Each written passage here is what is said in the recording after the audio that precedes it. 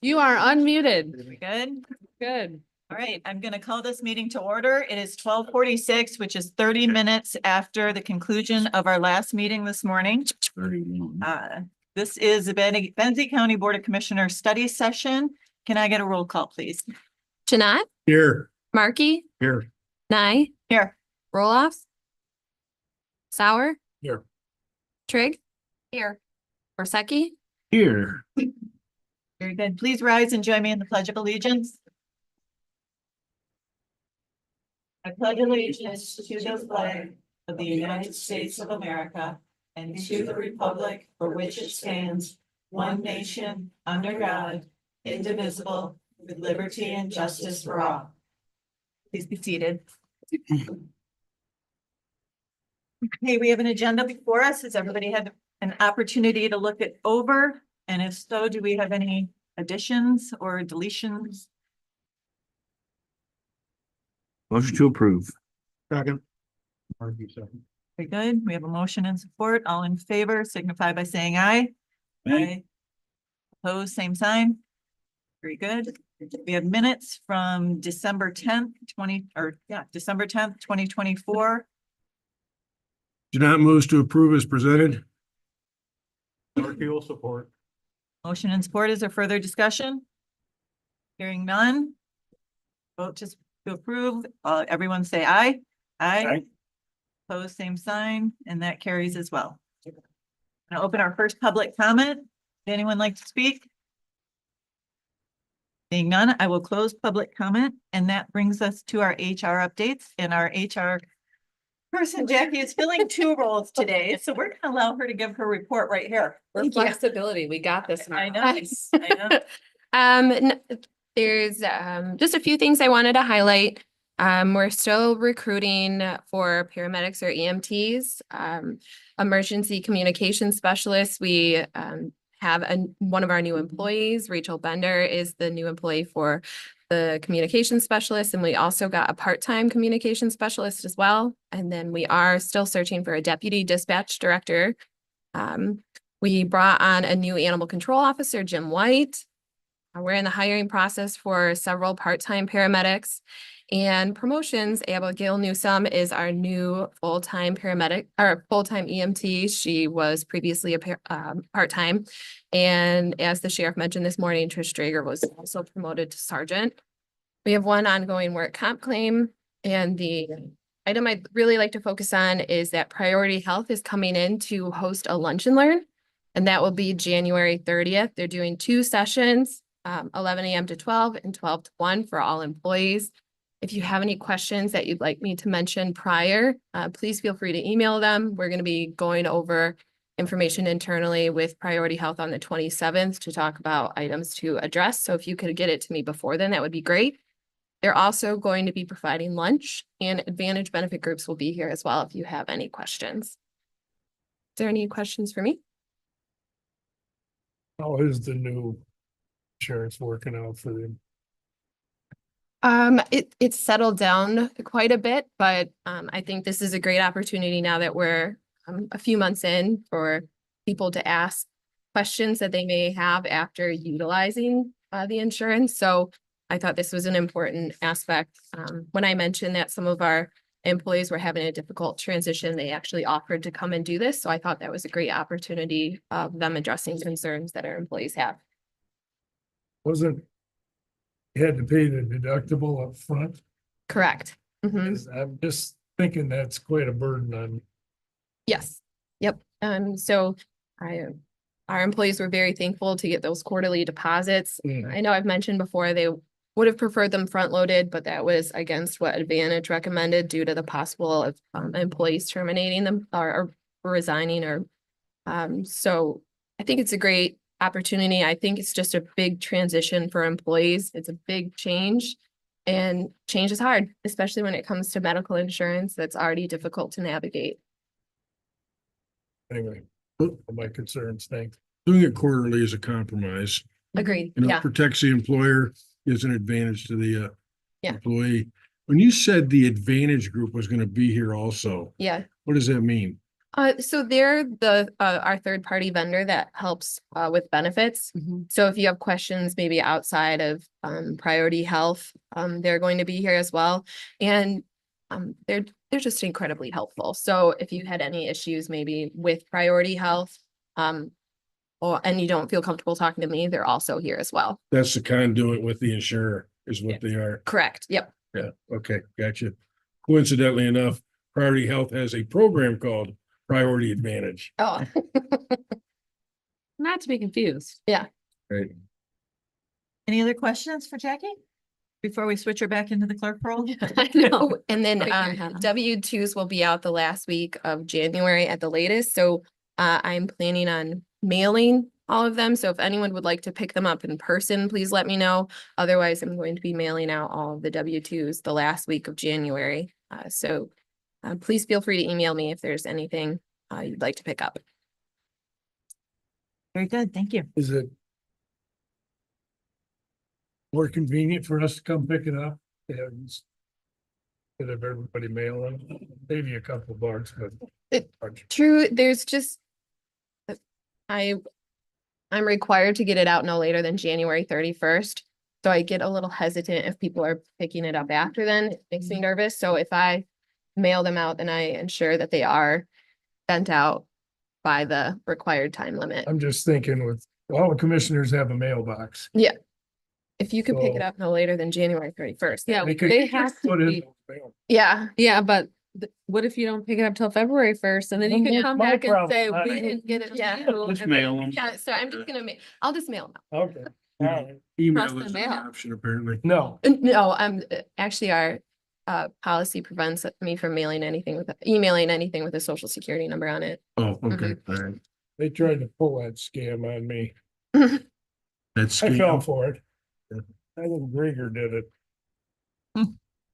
Oh, you clicked where you weren't supposed to click. Yeah. Jeez.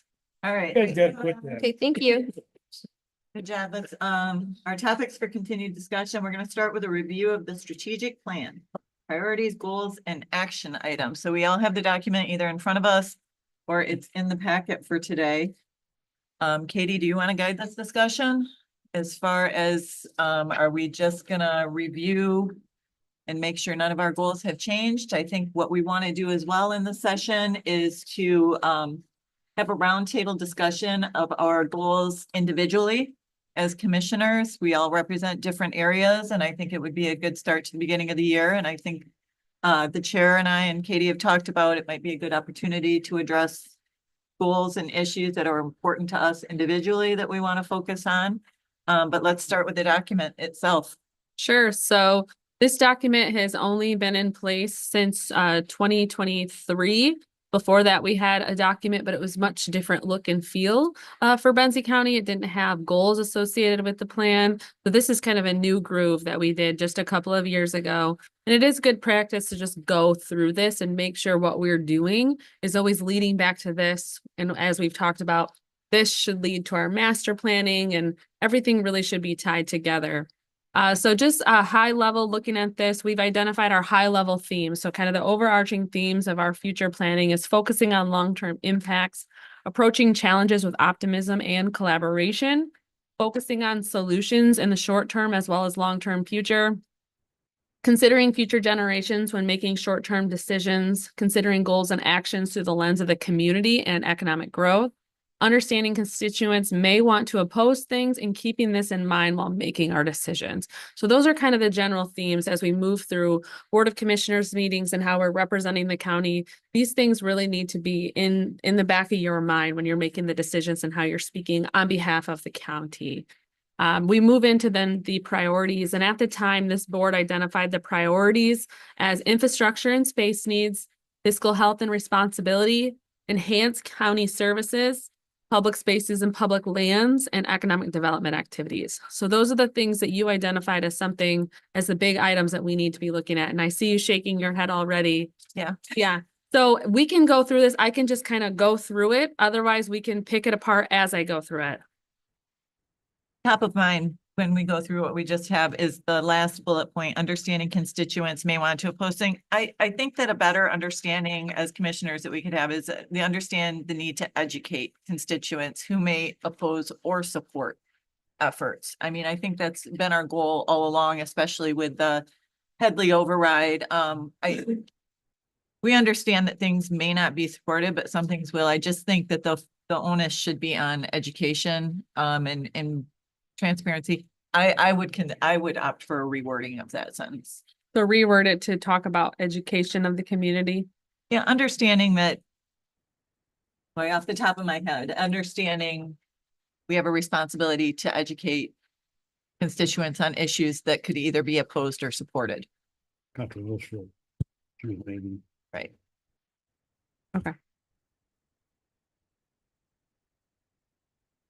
Anything in the top 5 priorities that were identified? Is there anything there that you think we need to change, remove, and add to? These 5 things really do kind of cover the gamut. I think I wonder in the first one, infrastructure and space needs, is that campus issue? I mean, are we talking bigger picture?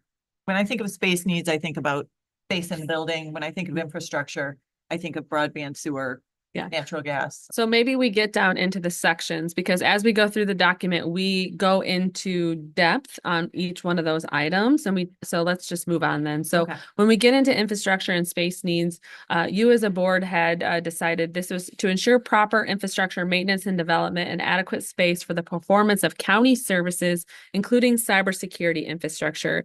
So as you can see here, this was really focused on the county itself and its services and infrastructure. It didn't really go deeper into the nooks of, other infrastructure like natural gas and broadband and those sorts of things. This was really focused on the county operation as itself stands. And at the time, space needs was critical for us here in this building. Yeah, that We was my we had an understanding. extensive space planning study done. So I think that part of it has become less of a priority now Yes. because that's been completed. And I'm hoping that we're still implementing that as time allows. I know the big piece of it was the probation office, Mm-hmm. and that's been fixed, right? Yeah, so. Yeah. Yeah, it also talked about like size of offices and placement of committee rooms and such. There was some of it that as a whole, we're all kind of like, yeah, that didn't make sense. In the plan, apparently my office is supposed to be double its size. Crazy. That's crazy, right? But there are things that we have been ticking off, like parole and probation, like 911 central dispatch. We've been ticking those things off. We're always looking in the lens of how do we get our staff out of a closet? If there's folks in offices still that don't have any sort of window or outscape, we're always thinking about how can we tweak that? How can we fix that? And so all those things are talked about and thought about and planned for. I've talked with staff about MSU extension. They're in a closet. Is there a way to bring them out of that closet and put them maybe in with building department equalization, because there's the 400 square feet there of filing cabinets, so we're working on digitizing as a county so we can free up space so that we can expand office suites as necessary. So as a staff as a whole, I think we're talking about these things and thinking about these things almost every day, honestly. And I think that would be a good task to delegate to building and grounds, because it's within this campus. Because when I We've think talked about it. infrastructure, I'm thinking countywide. Yeah. And so we've been talking about that at Buildings and Grounds. I've talked about my future dream plan for equalization. We talk about improving the spaces. We've been talking about EMS. We're going to be talking about EMS a lot more here. So we are at the Buildings and Grounds. Really, that's kind of the goal in this document that group is focusing on. The only low-hanging fruit when it comes to space planning that wouldn't require movement, but like in administration, Mm-hmm. you've got 2 offices, in my opinion, should be soundproof. And there's ways to do it without changing the structure of them. Yep. There's materials that can be put up. We've But looked into those. Those little kinds of things, I guess what I'm saying is I'm not sure it's the priority today that it was when we first put it on the list. Because when we first put it on there, central dispatch was an issue, probation was an issue, Mm-hmm. DHHS, which has now been resolved just because of the contract, Mm-hmm. that was an issue. Yeah, we've looked at some of those other things as well. We looked at some of those soundproofing, tiles you can put on the walls. So that was actually when Stephanie came on board, she sent those to us as ideas. So yes, we're working on those in our individual spaces all the time, really. Yeah. Okay, So are you suggesting a change in the, I think that's less of a priority today right? than it Mhm. was when this was originally developed. So would you eliminate it or change what it says? Well, actually, I think probably what the community would like to see now, and we discussed this last year, is that infrastructure becomes top of the mind for us and what our role is in building out infrastructure countywide. I don't think we even know what our responsibilities or role is in that yet. But we had agreed last year, repeating myself, that infrastructure is important to us. So I think this section needs to be tweaked then, because right now as it stands, this section is really geared towards internal. And so we need to broaden this is what I'm hearing, right? Okay. Well, I'm only one voice, but that's how I remember the conversation. I see a lot of shaking heads. I do not want to lose sight of the internal space for the county.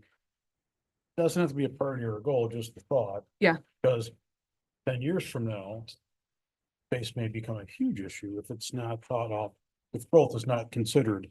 as- Exactly. But obviously, we ran into that problem, get to where we were, where we didn't hit.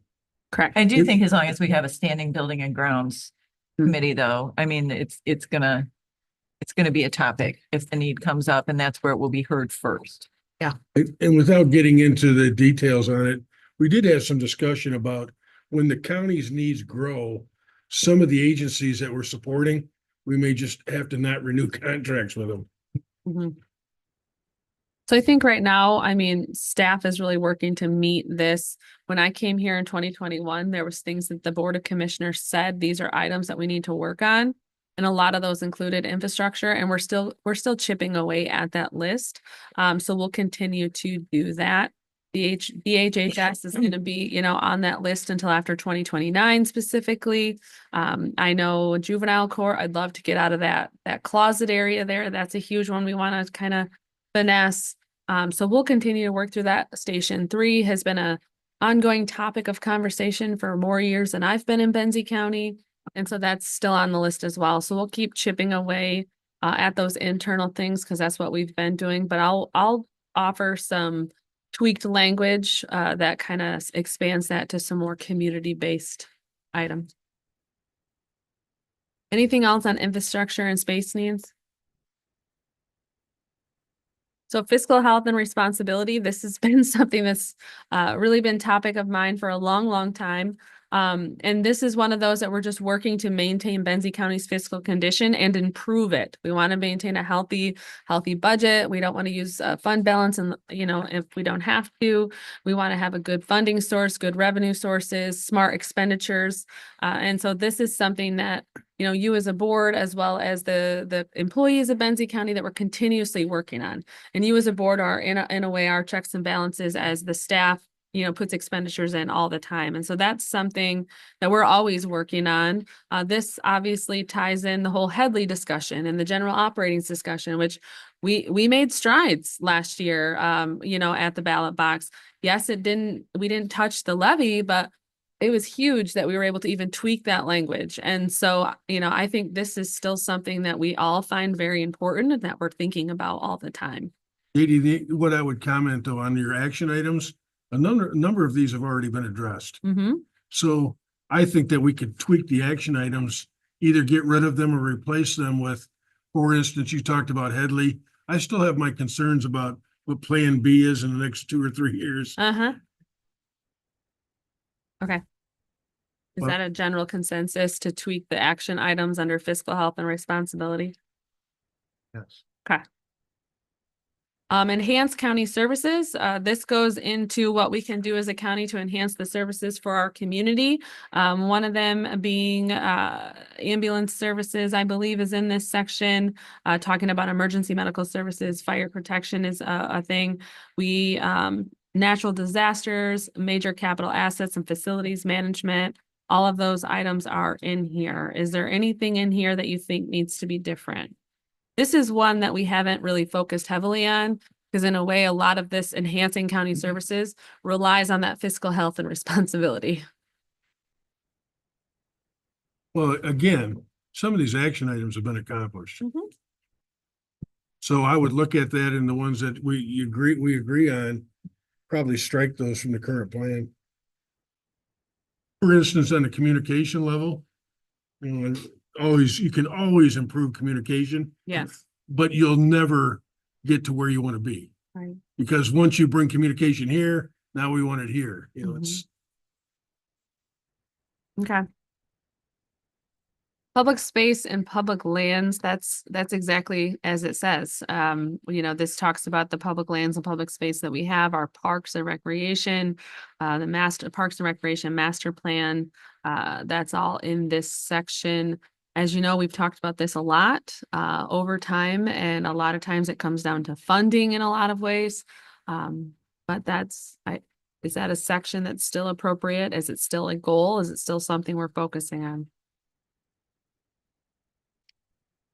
Valuable asset. We do have a Parks and Recreation Committee. I think they're working hard to, Mhm. enhance focus in our area, make it easier for people who come here to know what we offer and what each space, features. So I think that work is ongoing. They haven't completed that task. I think it would be a mistake to remove it. There's just too much going on with the lighthouse, the trails, The outlet. the outlet. Yeah. Anyone else have thoughts? Agreed. I don't want to get rid of it, but want it understood financially where we can go and what we can do. I think the dynamics might be changing a little bit on Parks and Rec. See? Visual as the drain commissioner. Not sure if that'll have an impact, but it may. Just to keep it in mind, not trying to. An impact in what way? Do you want to talk about it right now or not right now? I'm not sure. I'm gonna give them time. Okay. See where it goes? I don't want to start something. I already started enough trouble. Well, I don't mind saying it publicly. We lost a lot of institutional knowledge Yes. when we made a change there. And I think that's what you're referring to, is what will it look like going forward? And that knowledge we totally lost. Can I add to that? So I've talked to Ed a few times, and I've talked to Sean and various other folks on there. So first things first is at the January meeting, you will be selecting officers on the Parks and Recreation Commission. So if we're alluding to the drain commissioner just by default becoming the chair, that's not the case by any means. They just serve on that committee under statute. They don't have to be the chair. So, somebody who's more appropriate in the chair position who has that back knowledge could be chosen by the committee. The other thing as well is Ed Hoogterp has agreed to really stay on as a friend. He's going to be helping specifically with the Railroad Point Endowment Committee and the Crystal Lake Outlet Project and really staying. He's also an ear away at all times, and I wouldn't be surprised if he's at most of your meetings because he doesn't want the committee to stall out because that institutional knowledge is gone. He's also sat down with the new drain commissioner a couple of times now, so they have a rapport. So I think some of the worries that were potentially there could be lessened a little bit. It's good news. I'd like to see how it gets there. Thank you. Okay, so the final one is economic development activities. And I do think we're working on this as well. I mean, the county board took huge steps in hiring a consultant to kind of go through some of that planning and visioning processes related to EDC. And so I foresee this section potentially drastically changing, next time around, because depending on how the contract and the work pans out with Mr. Arwood, that could set the direction as to how the county's really involved in EDC and what their playing role is. And so depending on how that rolls out, we could see tweaks to this section of this document based on that.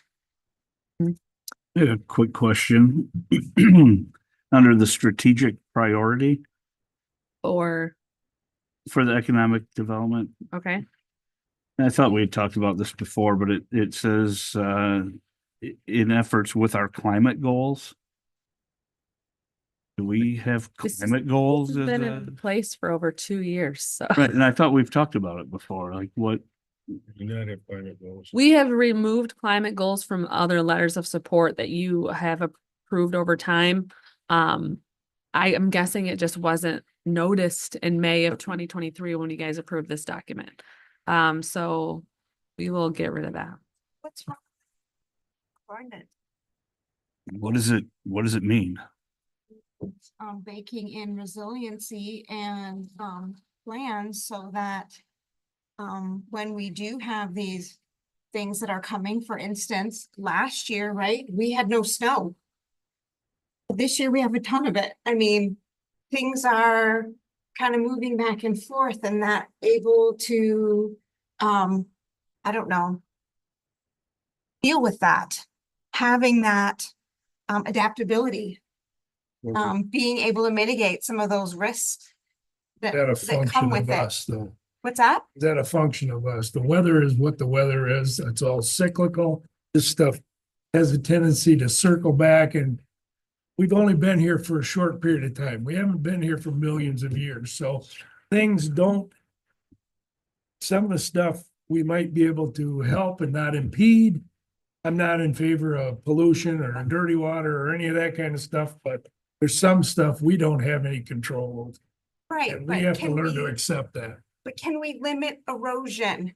Can we limit, you know, when, a tornado comes through, right? That, I don't know that, our building structures have a The certain guy up whatever. there will decide where the tornado goes through. Right, I Uh, mean, but right, I mean, when I was a child, you know, we never heard about tornadoes in Michigan, and I mean, we're hearing about them now. So I Uh, think though, there's a sense of climate goals doesn't really make sense as the phrase. But I do think that there's a consistency here of, we do want to be adaptable. We do want to think about, you know, if we can encourage, you know, folks to smart build in the sense of, you know, zoning and, you know, no erosion or helping to fight against the erosion or whatever, somehow get to that versus saying climate goals. Is that what I'm hearing? Like, we all have this general sense of, we want to protect what we have. We don't want to overbuild it. You know, we don't necessarily want to build on the bluff with 40-foot pylons. So somehow get to that. Is that what I'm hearing? But not use the word climate goals. Climate goals really doesn't, it could go down many rabbit holes. That's too broad. Yeah. So tweak it. Just to wade into this a little bit, I think putting climate goals together is confusing. Yes. Because we really don't have climate goals. No, we don't. But with that said, we from time to time have air quality issues here, thanks to Milwaukee and thanks to Chicago. Well, Their air quality is better than ours because theirs is blowing this way. So, you know, that would condition the kind of businesses that I would want to attract. Right. Yes, climate, of which I have no control over, I don't believe anyway, does affect our industry. So it has the word itself has a place in there. Yeah. It's, and you've already said this once, to use climate and goals together probably does not. Right. I think there's a way to get what we all want, but not say, because climate goals can be interpreted in about 87 different ways. And I think there is a lot of merit to, you know, encouraging smart development and, you know, making sure zoning regulations across the county seem to fit with each other and those sorts of things. And I think ultimately those things get to helping to improve, you know, our green spaces and protect our natural resources, and which is climate and public lands. And so I think there's a way to get there. We just have to use different words. I've made a note. Because- Gonna strike the word climate Or is correct the word goals. Right. and goals. Because like with soil erosion, that's already baked into our processes, Yes. except for when builders decided to violate it. Right. We do have rules on that. And if we're monitoring it properly, we should be able to control that. That's already in place. Yep. We have the conservation district who's trying Yep. to implement water smart recommendations Which to, affects climate. which affects, yeah, and the erosion issue and things like that. So I think all these things are happening in a certain way. I'm just not sure that climate goals is the right term to use. I don't think it is. what is actually happening. Right. What we're working towards. I'd suggest that we look for a different phrase that doesn't box us into developing those goals. Right. Yes, something about consistency. Sustainability. Yeah. Risk management. Yeah. Great words. Why don't the two of you work together? I'm sorry, Rhonda. I got it. Got it? Under actions, under the last goal statement, the county will work with like-minded agencies in the county to address childcare crisis. Again, I just want to revisit that because in reading all the other ones, I do think that I can support the role that we play as a county is the childcare. We know it's an issue. We know it was identified when we asked the community what their concerns were.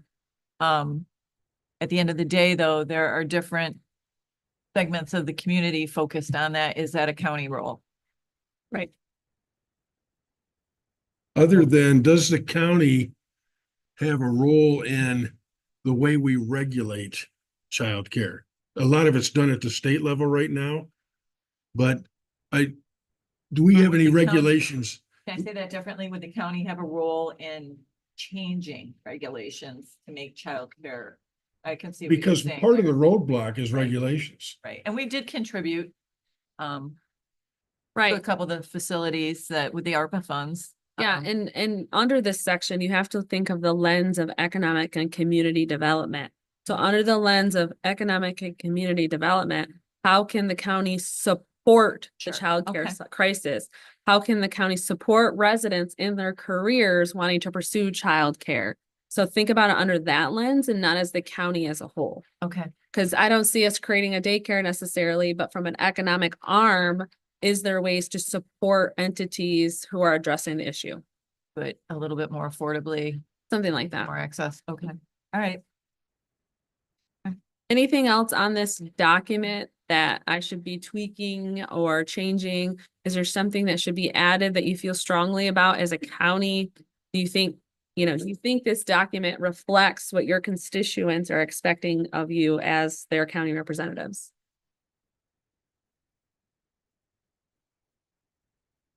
I've made mention before that I think we need something more to address training and education. I don't, and maybe it fits under this section, the economic development activities. And we do have some things, but I think we could do more to support apprenticeships, support other on-the-job training, something. I don't know, and maybe it's pulling other entities in, and I don't know, helping people get in a room. I don't know. But Facilitating collaboration between private business and like offering internships to high school That students. was something Get a I wish taste would have of been brought up. what different careers are like. Yeah. And yeah, in that meeting. it was- Because years ago, companies used to bring people in and train them and help train them to get them into things. And now anymore, they want you to come in with the education and the training to start. They're not gonna take you in and let you learn welding and stuff on their dime. They want it done somewhere else. So Well, it has to be collaborative. I mean, Right. I can No, just I say agree. personally, we just have a small plumbing and heating business. I reached out to both the counselors at both high school and said, hey, if you see a junior who shows mechanical ability, who wants to see if this, we'll pay him for a summer, this kind of thing.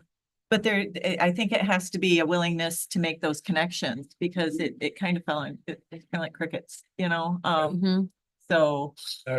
I commend you for that because a lot of kids have no idea where they want to go Right. and how to get there. And especially now, you can make more as a plumber than you can as a doctor. So. Oh, I don't know about that. But those kind of arrangements, if we Yeah. can, and maybe that's for the EDC to take on. Well, because and that was talked discussed. about with Mr. Arwood on Friday, and we kind of got into that a little bit last Friday about, going into these schools at younger ages and getting these kids thinking about Mhm. this in middle school or fifth grade versus their junior year of high school. And so based on the conversation with Steve Arwood in the group last Friday, I can see that coming out in that plan potentially, which then would be addressed from that standpoint and would factor into this later. And I can see another role too, or the presentations that I don't know if it's the advocates or the Rotary puts on at the schools, having the county employees more involved in that, showing, you know, the careers that are available Yeah. at a municipal level. I We- don't think, We've made that known at the school that we'd like to also be invited, not just one department at a time.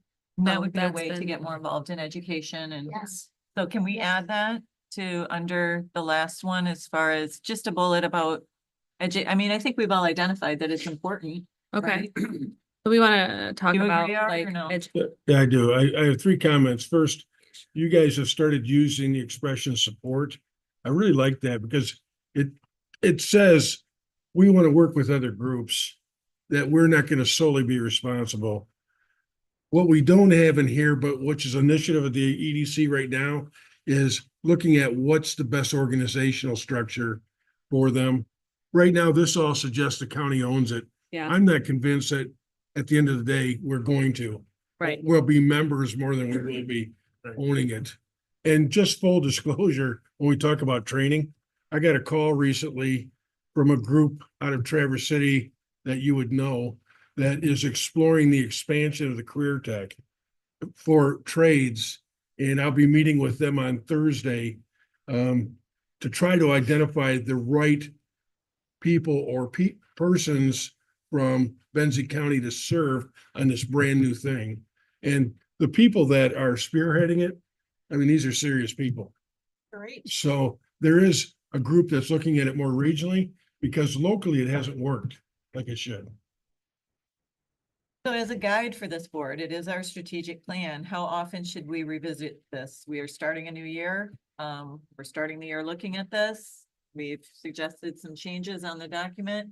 Do we want to look at this every other month, quarterly at a study session, just to check in and see where we're at and what it proposes? What do you think, Katie? So, I mean, you should carry it around with you with your board stuff. I mean, that's good business. You know, you pay staff to really carry a lot of this stuff out. So to check in at monthly feels micromanaging. I would say as a best practice, maybe every 6 months we do like a check-in. Okay. But then annually we look at this and go through this. That would seem more reasonable. And what I've seen in other organizations is they kind of do a touch point by, 6 months and then annually take a little deeper dive. And then update, annually or biannually from there. If you're updating and changing this thing every 6 months, why have a plan? Okay. Everybody in agreement with that? That sounds good? Yeah, Before we leave this topic, though, we do want to take a moment and talk about individually as commissioners, what our goals might be. If you don't have one developed, that's fine. Maybe start thinking about it. But at the end of the day, we represent different areas and different levels of projects and importance happen in the areas we represent. And to share what those visions are, what's important to us, is a good idea. Did you want to say anything more to that, Art? no, you're covering it well. I would like input from each person and what's important to them. For reasons you've already said. So I'll start. Something that, my priority in the area that I represent is, the sewer system. And who knew when I was a little girl that my pet project would be a sewer system? But, the main thoroughfare, the main corridor that serves our county, does not have sewer. And the development, the economic growth, the housing, the things that need to happen in our community don't happen without a sewer system. So I serve on the sewer feasibility study group, which will meet again on the 22nd, I believe, with the engineering firm that we hired. That is the project I would be very proud to see move forward. 11? Yeah, I didn't know you were gonna put us on the spot today. But, Okay. no, I I'm, mean, if you just wanna the think about things it, we that can check back in. no, I think it's important for us for, public safety. Right, we've moved forward with dispatch. We now have 24-hour road patrol. So it's important to me that we keep with EMS and everything, keep everything up to par and moving forward with that, but also, one thing, Gary has been on the board as long as I have, and we've gotten so much better at it, but I'd like to make sure we stay good with our, capital plan. Because so many times in the past, right, we all of a sudden, oh, we need 100,000 for this and 50,000 for that. It's gotten so much better, but I'd like to see us keep on that path where, we don't have any surprise, furnace blows up or, we've done a great job. So I'd just like to see us keep on track there. We've kept funds in there and that's what's been huge. Right. We don't have to go digging up where we can find the money. And when we do have an initiative, we ask, okay, what are we replacing it with? Yeah. What are we gonna push out further? Right. And I know that plan's important. Art? Yeah, I want to make two comments. First, in a broad sense, as we develop these plans, think of it in context of what you would like to be able to say at the end of the year, we accomplished that. So it's kind of like when I look at sewer systems, that's huge. So it's what would I like to have done between now and 12/31 to move us towards a longer goal? For me, it's a broad EDC. To narrow it down between now and the end of the year is looking at the organization of it, and that reorganization's been completed. Christie? Sure. One thing that I did, when I was, campaigning is I went around and I kind of talked to some of my constituents, and one thing that did come up was, childcare. And, a group was specifically looking, to do a childcare thing. And, there was some, I don't know, maybe some red tape from the state level, that I'm thinking that I might want to look into and see what I can do to support. That was one thing. And again, I am open up to, my constituents. If you have something that you want me to focus on, please email me. I'm assuming they might be listening to a study session. We'll watch it later. Yes. But I would be open to that too. Very good. Like Commissioner Worsakki talked about public safety. I think that's huge for us to keep a focus on. But I want to take it a step further and actually say, we need to work on actively getting the next generation of public safety going as well. And I know firsthand, being a fire chief, that I don't have firefighter. They're not there. Do we work with the high school vocational program? So there's that aspect. Michigan Works has different apprenticeship programs that they'll fund. They've actually funded deputies going to the academy for other Amory counties. I talked to our sheriff about that. He's aware of it and he had things in place for his current stuff funding, but going forward, he may use that too. I mean, so it's not only supporting what's there today, but trying to get prepared for the next generation coming in as well. Gary? Hey, one thing that's always been big for me in this community is natural gas. It's a tough one to sell because of how diverse and how widespread, but for the farmers, I know we have it out to smelters and some of the farmers do a lot of things with it, but I'd like to see that expanded. I think it would help our community a lot. The other one that I'm kind of still hammering out, trying to figure out is, and don't really want to step on anybody's toes, but I think we need some job evaluations in the county. Find out, are we really pursuing stuff we need to pursue? Are we doing stuff that's just killing time? We owe the public accountability when it comes to spending money, and that's our biggest expense as employees, and I'm not in anything bad about anybody here. But a lot of times, if you get an outside look at things, maybe there's a better way of doing this, a more efficient way to do this. I'm all about rewarding people that perform, so, kind of a couple of things. Great input. Gary, two things. First, on natural gas. Remember, we talked about things that we could accomplish this year. Is there a specific geographic area that you're looking at? Well, my township in Blaine brought this up. Well, actually, the guy passed away.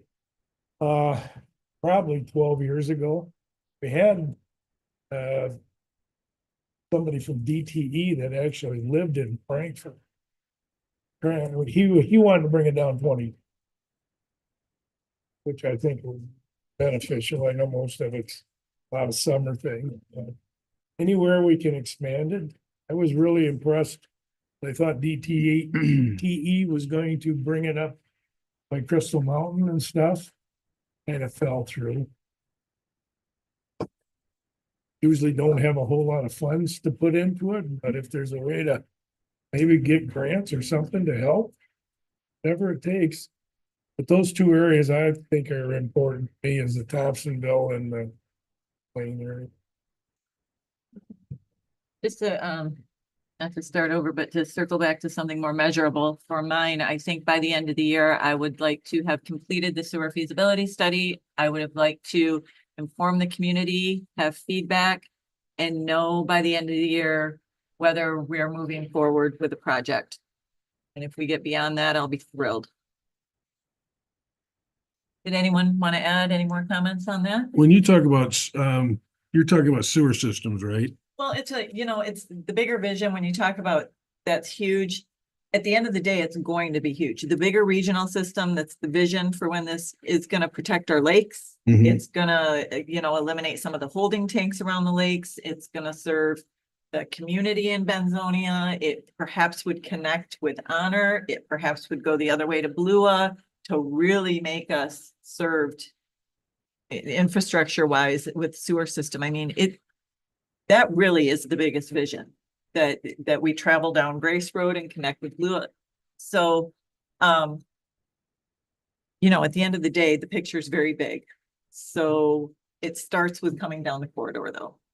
But what I'm hearing you say, and I believe it's possible, is that by the end of the year, we've developed a 20 or 40-year plan for the entire county to potentially go on sewer. It's a Doesn't mean little they, bigger than I said, but okay. but I believe you've got to think that big. Yeah, well, yeah.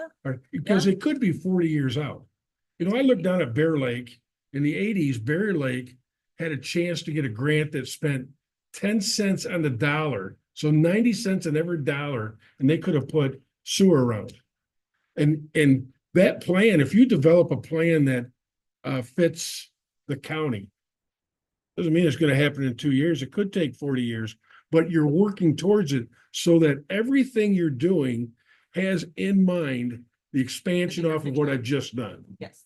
Yeah. And- That is the big picture. And I know very little about these kind of things, but is it as efficient to do water at the same time as sewer? Because they got the ground all dug up anyway?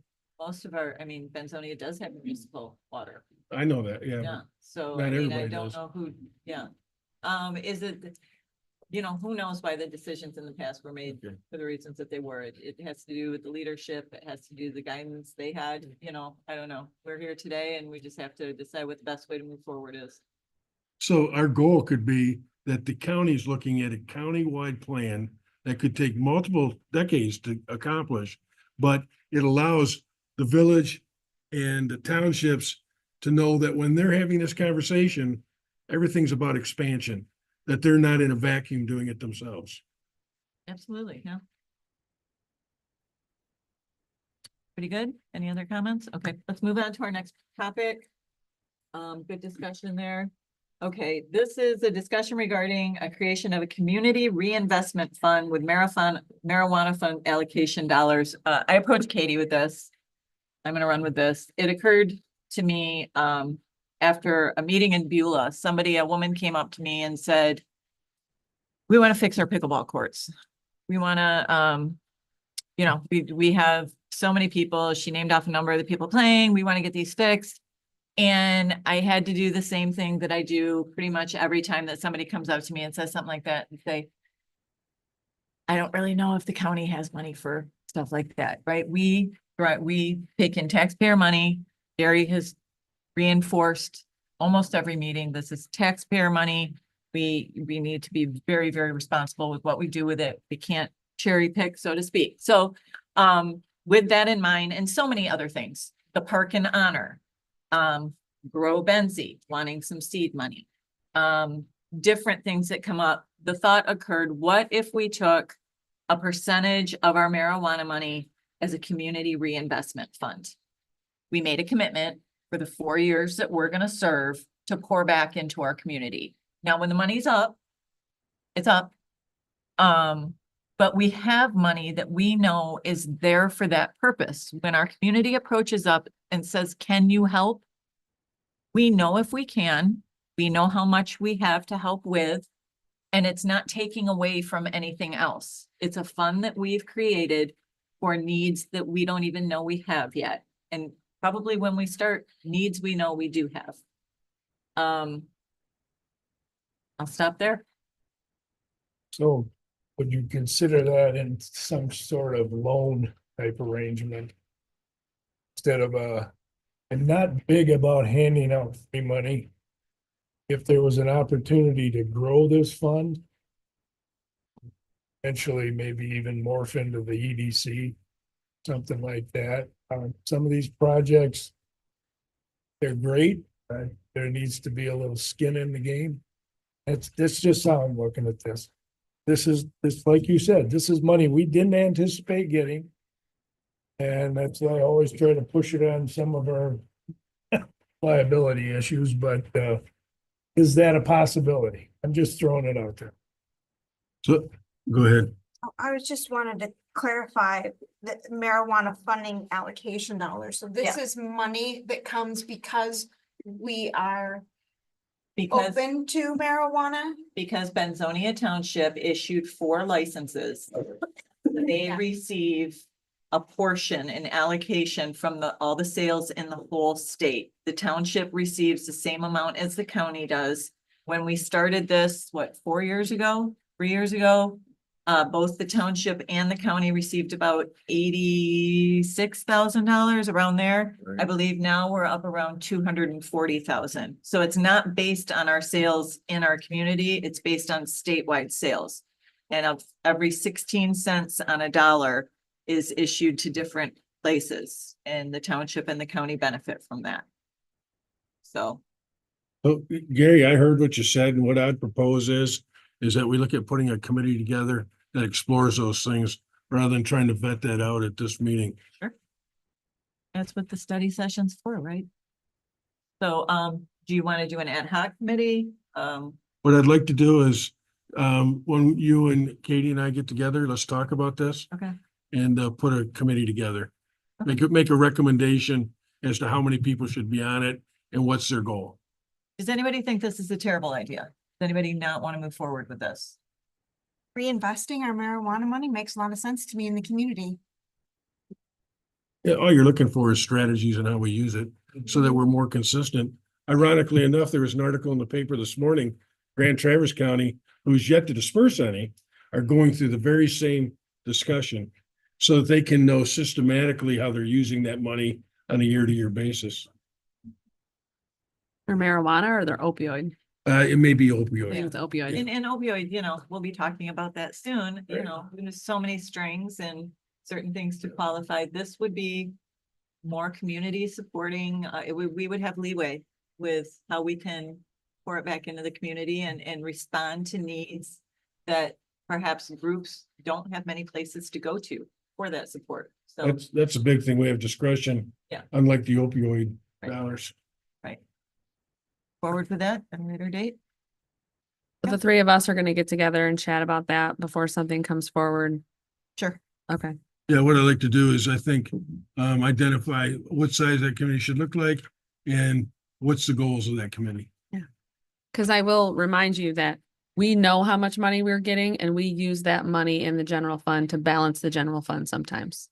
So just keep that in mind that you put away contingency each year, which is typically marijuana money.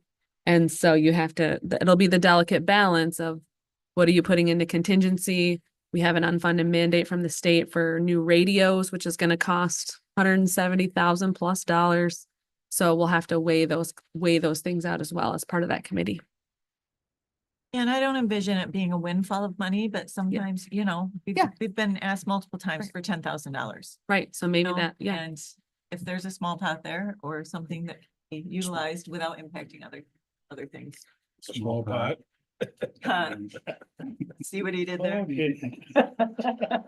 Okay. I hate that you and I both thought that.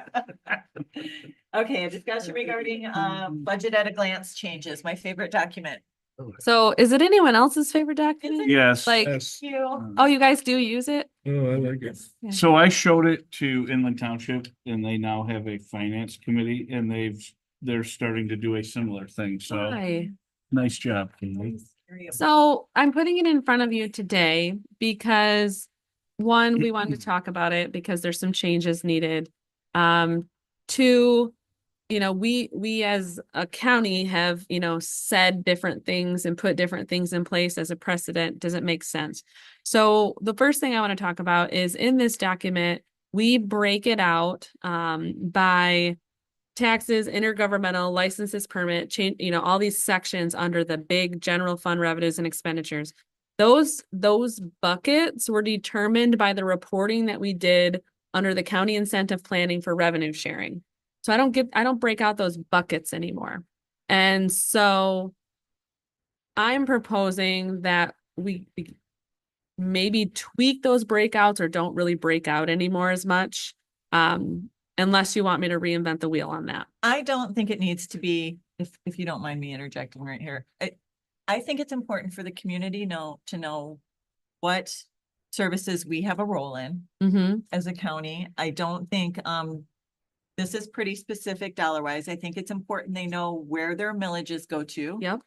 I think it's great that they know the general fund budget. We know that every year, right? The top.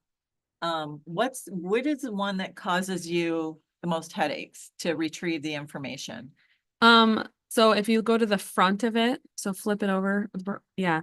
So you see the 3 boxes along the top. Mhm. The pie chart breakout is a headache to determine because there's Okay. a lot that goes into those. So I'd like to break it out less if I can. Yep. So that would be the big one.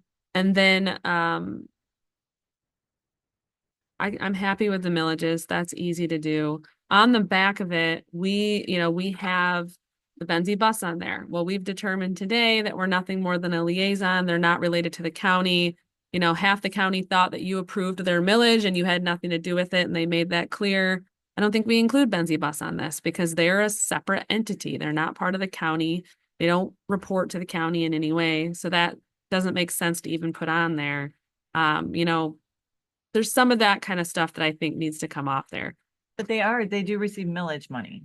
They receive millage money, but you're also painting the picture to the community that they report to you and you have a say and you don't. Is the road Can commission you on that? can you clarify that part? Same thing. And then for instance, like, some of the numbers on here, they're not always most accurate information. I mean, you can see here this, under the animal control, we have the total adoptions for 22-23. Some of those numbers can be somewhat hard to obtain as well. When it comes to the various numbers in here based on when we're doing this. You used to get it right after 10-1 and it wasn't accurate data. Now you get it later, so it's more accurate. So staff has time to finish compiling the, department numbers. But do we want to continue to do that? So what if as an alternative, we had on the back, the services provide, I mean, I don't see anything on here that tells me what the clerk's office Right. can do if I walk up to that counter, what information I can glean from the treasurer, that I can get my passport done at the Register of Deeds, maybe we focus a little more on What we do. hours of animal control and when I can drop. I don't know, just troubleshooting here. I do like the idea of focusing more on things that the community comes to this building for. Does the community, I mean, that's, never mind, it's a bad example. They do care about the adoptions. Yeah, they do. So I mean, maybe it's tweaked to reflect more of the offices that the community needs and visits and frequents. You know, that might be better. Okay. Well, I'm gonna wait in on this. I find I think it'd be a little confusing if suddenly we're taking the budget at a glance, so people know how we're using their money. And then what I hear you saying is actually another document. This is how you get to the services that you need. I like breaking out the bus and the road commission because they are on there and they know how they're being used. If you're concerned that the dollar amounts are sometimes hard to nail down, I simply would include on my header as of, and then whatever that date is. Okay. And that's it. Then nobody can say, well, that changed. Well, that's because it's as of this date. If you're having problems breaking out the general fund expenses and you need some latitude to lump some things together, I'm not sure that matters Okay. much. But I can tell you that since we've been using this tool, which has actually been before you got here, Mhm. this has been really effective at the county level. If I have some, or I'm sorry, at the township level, and if I have someone that challenges me, asks me about this, I love being able to hand this to them and say, this is how we're using your money. But Okay. Rhonda, I think that what you're suggesting would be a great tool also, but I don't want to confuse it with how we use the money. Right. That, like They Gary could said, do the their school's own. not on there, but they Say have a again, millage. please? The school, School's not on there. and they have a millage. Conservation district's not on here. They have a millage. Oh. So it wasn't all encompassing to begin with. I see, okay. Yeah. Council on Aging, but Pennsy Senior Resources is Yeah. So it says Commission on Aging, but really it's Benzie Senior Resources who provides it on our behalf, and we're not calling them out. So here's my thought. We will make changes and tweaks to this and adjust some things, but still make it like this great document for the community. And I will present that back to you for your okay before we print it. We will go through it and make some tweaks though. Is that, you give us the latitude to potentially remove some things and make some changes. Because for instance, under boards, commissions and authorities, we don't even have everything listed there. That's what was always been listed there, but it says paid committees. Well, Veterans Affairs is paid. That's not on there. Some of these other ones are paid and they're not listed. Why weren't they listed to begin with? I don't know. Cause this has been in place for a while. Probably because they come from their own source of funding. This is paid, these committees or authorities are paid out of the general fund, right? No, not necessarily. Well, does Central Wellness pay do you not get paid through the general fund or do you get paid by Central Wellness? Central Wellness. Yeah. Oh, okay. So that's, yeah. So it says boards, commissions and authorities. Well, MSU extension is not a board, a commission or authority. They're just a contract, but they're listed there. We have an opportunity here. We got a new commissioner looking at it with fresh set of eyes. Mhm. Yeah. And then like DHHS board is specific. So that one makes sense. But then like Central Wellness, that's an allocation. That's not the board amount. And then, so it doesn't make sense. Okay. Why Okay, don't you tweak it to make to where you think Yeah. it makes sense? Christie? do our best. Yeah, so you were talking about removing the millages. I don't think that's a good idea. No, I keep the millages, but the information on the back, I think some of that could be changed or removed. What I'm sensing from the county is a millage fatigue. And I think we set it up this way on purpose, right? Because we want that transparency piece, right? We want everybody to be involved and understand where their money goes. But I don't know if that's even communicated well, that that's why we do what we do. I'm just, yes, because and maybe guess I just wrote it. You're not overthinking it or anything. No. So I think, the more we can add to millages, the more we can educate on millages and, what they are, what they're funding and, why we have so many, Mhm. I think is very helpful. Right. Yeah, because I mean, if you were the average person walking in and looking at this document and you say, oh, okay, general fund, $8.5 million, but then we go into public safety investments and me as the lay person says, oh, the general fund supports all these public safety investments when EMS is a millage, dispatch is a surcharge, jail is a millage, but sheriff's office is in the general fund. So we want You to know, share it's- information, but we don't want to be misleading. Right. And to me, Yes. this is a Yes. bit misleading. By the way, just for clarification, basically for your sake, Christie, it really wasn't about transparency. These millages, these special millages are a result of, they weren't able to put the county's operating millage back on the ballot, yet they had other things they had to fund. So as the county's operating millage was dropping, they had to find ways to pay for these other activities and said, instead of putting the operating millage back on, we'll just develop special millages. And next thing you know, you got 13 of them. Mm-hmm. See, I guess I didn't even know that. Yeah, I mean, that's just the reality of it. I'd love to tell you it was all about transparency. So we're gonna make some heavy tweaks to this and bring it back. It may be late in the fiscal year, obviously, because we're already, almost 4 months into the fiscal year, wild. But we'll make some heavy changes to this and bring it back to you. Yeah. But I think I know the most important information that you're saying.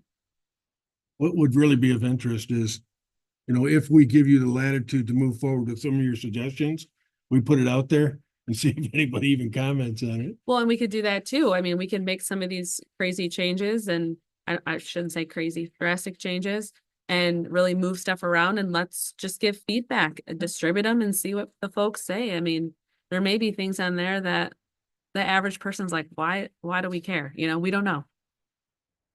And so does this go out?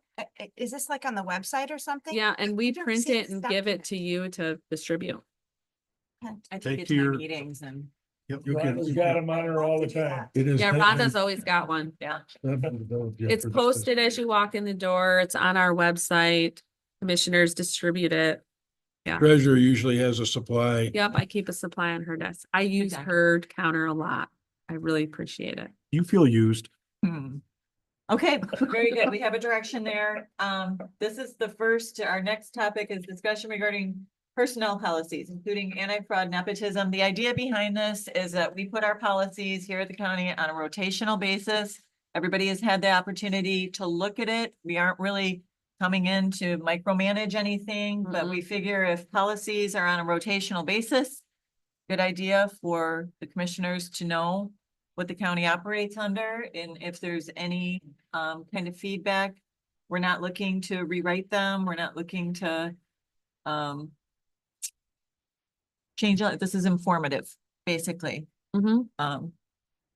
Yeah, so there's simply, these two are just put in your packet for you to kind of give any feedback on. These have been in place for a little bit of time now. We don't have any changes to these two specific policies.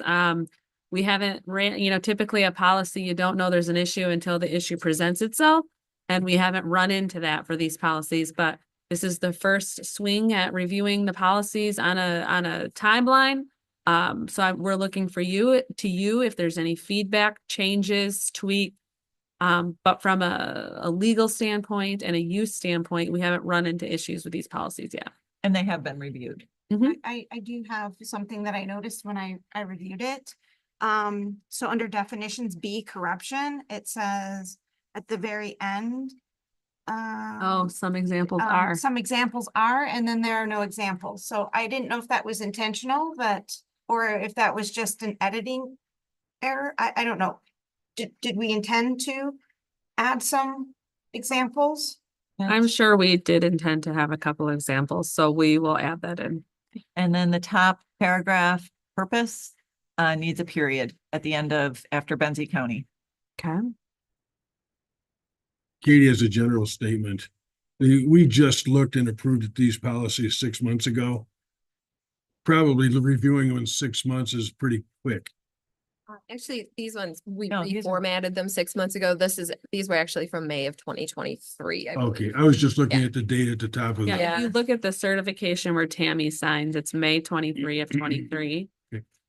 could we have the date then on those policies reflect actually the last time they were reviewed rather than, Yeah, the date at the end of it when it was certified is the accurate date. The date in the upper right-hand corner automatically updates. So it was reformatted that day. So I'll just have that removed. Oh, Policies that brought forward. I see what you're saying. Okay. So everybody had a chance to look at that one. Was there any other comments on the anti-fraud policy? Okay, let's move on to the nepotism policy. Did have one.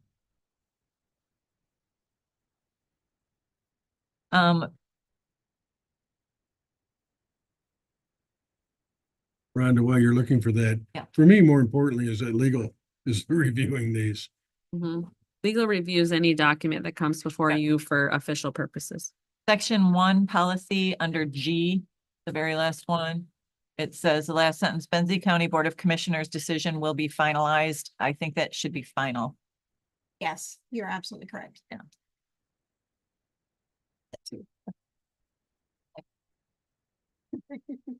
Okay. Any other comments on those policies? No. Okay. We'll move. Oh, sorry, I just had one quick question. When it comes to grammatical corrections like this, are you okay if I don't bring them back before you for official approval? I can just go through and edit. Okay, great. Just wanted. Everybody agree? Yeah, Yes. I would think that grammatical errors don't need to be discussed here. We could just see them, just forward it on. Shoot her an email. Yeah, Mhm. yeah, great. Thank you so much. Very good. Okay. Gets us down to the topic why we have people in attendance today. Thank you for sitting through all our other stuff. Going to be a discussion regarding our opioid funding proposals. We have 4 presentations to hear, Correct. proposals to hear. We have a scoring sheet in front of us. Now, Katie, let me understand this correctly. Are we just going to go 4 presentations in a row and hold our discussion, any kind of brief discussion, until after all the presentations have been given and questions have been asked? And then are we gonna sit down and figure this out today, or do we take this with us for it and then bring it back? What was your intention here? Sure. So, it's one scoring sheet for all 4. They're all listed on there, so you can do them side by side. My thought process is you're gonna hear from the 4 of the groups today.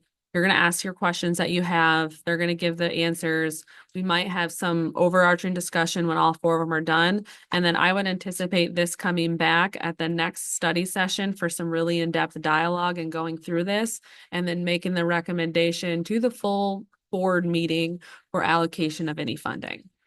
And before we get started, is it a safe assumption for all the commissioners that every presentation falls within the guidelines of the opioid money? Everybody is qualified to receive it? Yes, Okay. that's my understanding. Are there any other questions to handle before we get started with the presentation? I just want to make one request. Sean Anchek does have court this afternoon, so if he could be first, just for timing purposes, I'm guessing he would appreciate that. Absolutely. Ready? So for those that don't have a device, you have the hard copy on your desk. A computer. Good afternoon, Commissioners, Administrator, Clerk. Thank you for having me. For those who do not know me, I am Sean Anchak, and I am employed by the state of Michigan Department of Corrections, assigned to the Benzie County Circuit Court for circuit court level probation, supervision, and I also supervise parole supervision on behalf of individuals released from prison. I'm here today to really discuss the probation side of my job. I've been employed for 30 years with the state of Michigan. The last 22 of those have been spent here in Benzie County. It was a year ago that we broke ground and began the reconstruction of my office, which is now complete. So thank you for that. 30 years in the making. Exactly.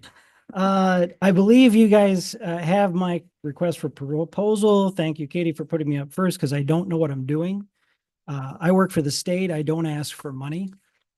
That's not part of what I do. I don't go seeking money for programs, but one of the things we have through the State Assumption Act 1979 that the commissioners are familiar with is that when the state of Michigan took on the employment of state felony circuit court level probation officers, the duties and responsibilities were kind of split. The state pays my salary and benefits. and pays for all parole programming. However, at the county level for probation, the county provides facility, office space, and resources for the supervision of those probation cases. So one of the things I discovered, one, I was here before we had a Benzie bus and have seen Benzie bus grow and have seen my clientele use it on a regular basis. And I've seen the stigma of public transportation sort of dissipate as a result of that.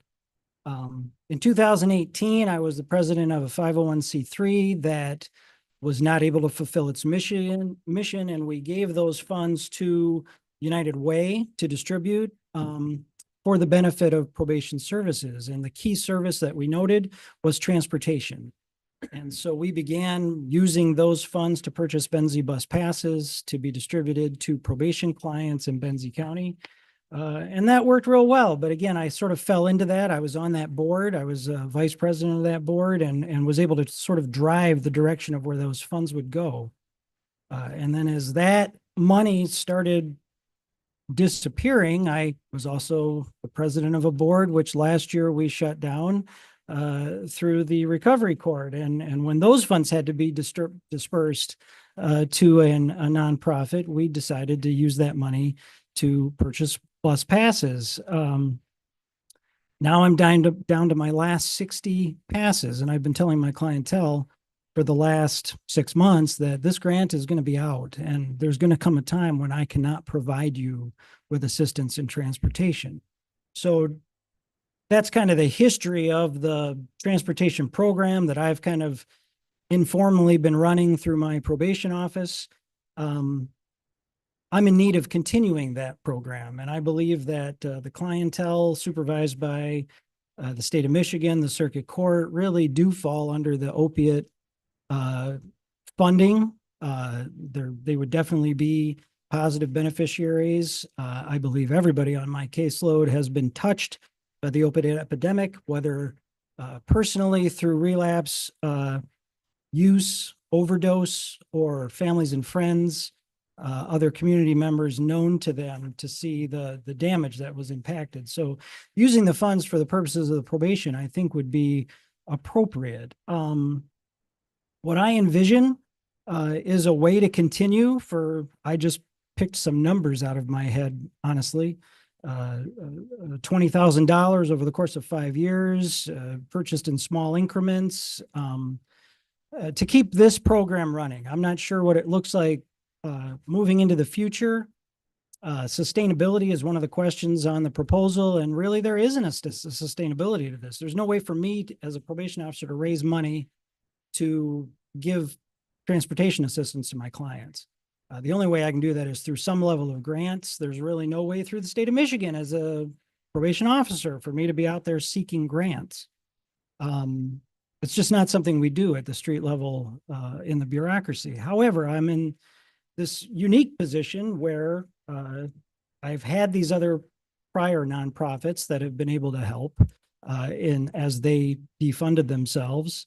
And I was really looking at this program ending until I was in the administrator's office and heard about the opiate money and got the idea that perhaps maybe we could establish a program where I would be able to continue to provide transportation assistance to some of my clients.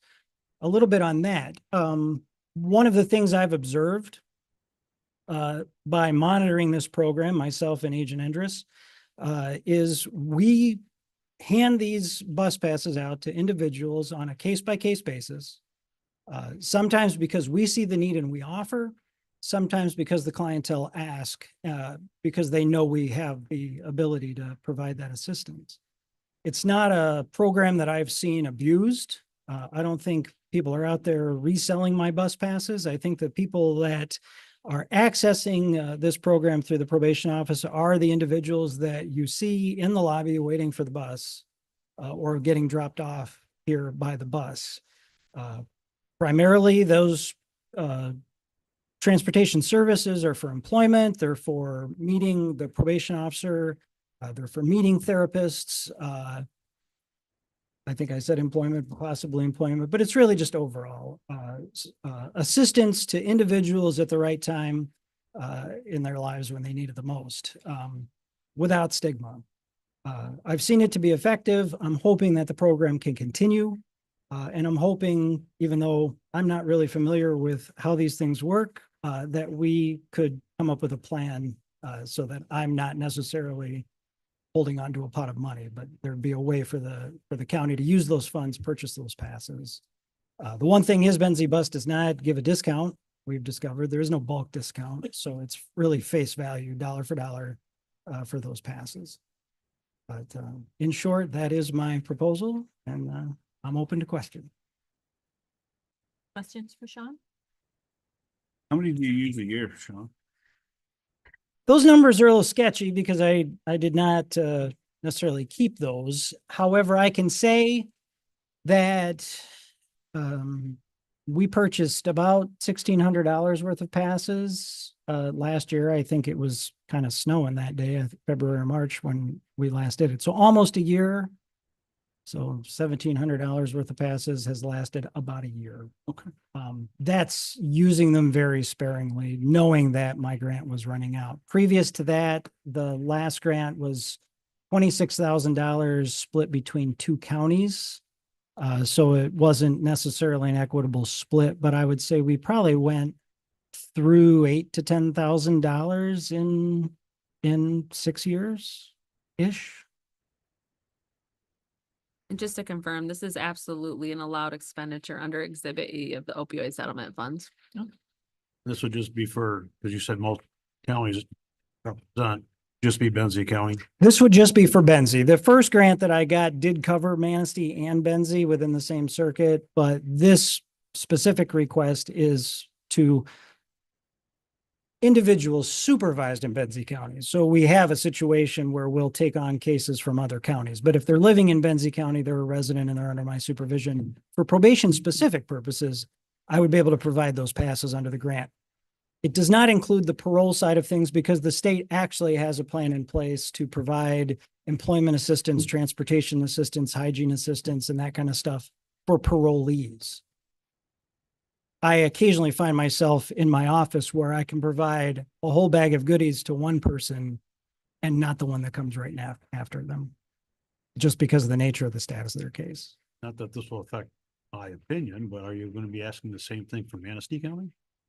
I am not, because I am solely responsible for the supervision of Benzie. So Manastee's on their own. If they want to seek this out, I have a question. Yes. How much are you asking for specifically? well, my proposal was $20,000 to be spent over the course of 5 years. Honestly, my intent, if everything works out, is I may retire within several years prior to that happening, and my successors would then be responsible for sorting out how to continue this type of program moving forward or choose not to. But I think a 5-year plan is a good plan. Are you aware that these are just awarded on a year-to-year basis? I wasn't. About that? No, the RFP, and we've talked about before, you reserve the right to do 1 year or to award for so many years. There's nothing against you doing that. And I'm certainly not in a position to negotiate, but I would not be opposed to a year and see if the program's working, if the money that was allocated was spent or not spent. I mean, I'd come back in a year and have another discussion. Yeah, you can. The RFP reserves the right for you to do a multi-year if you'd like to. We didn't do anything of that nature last year because it was our first time around.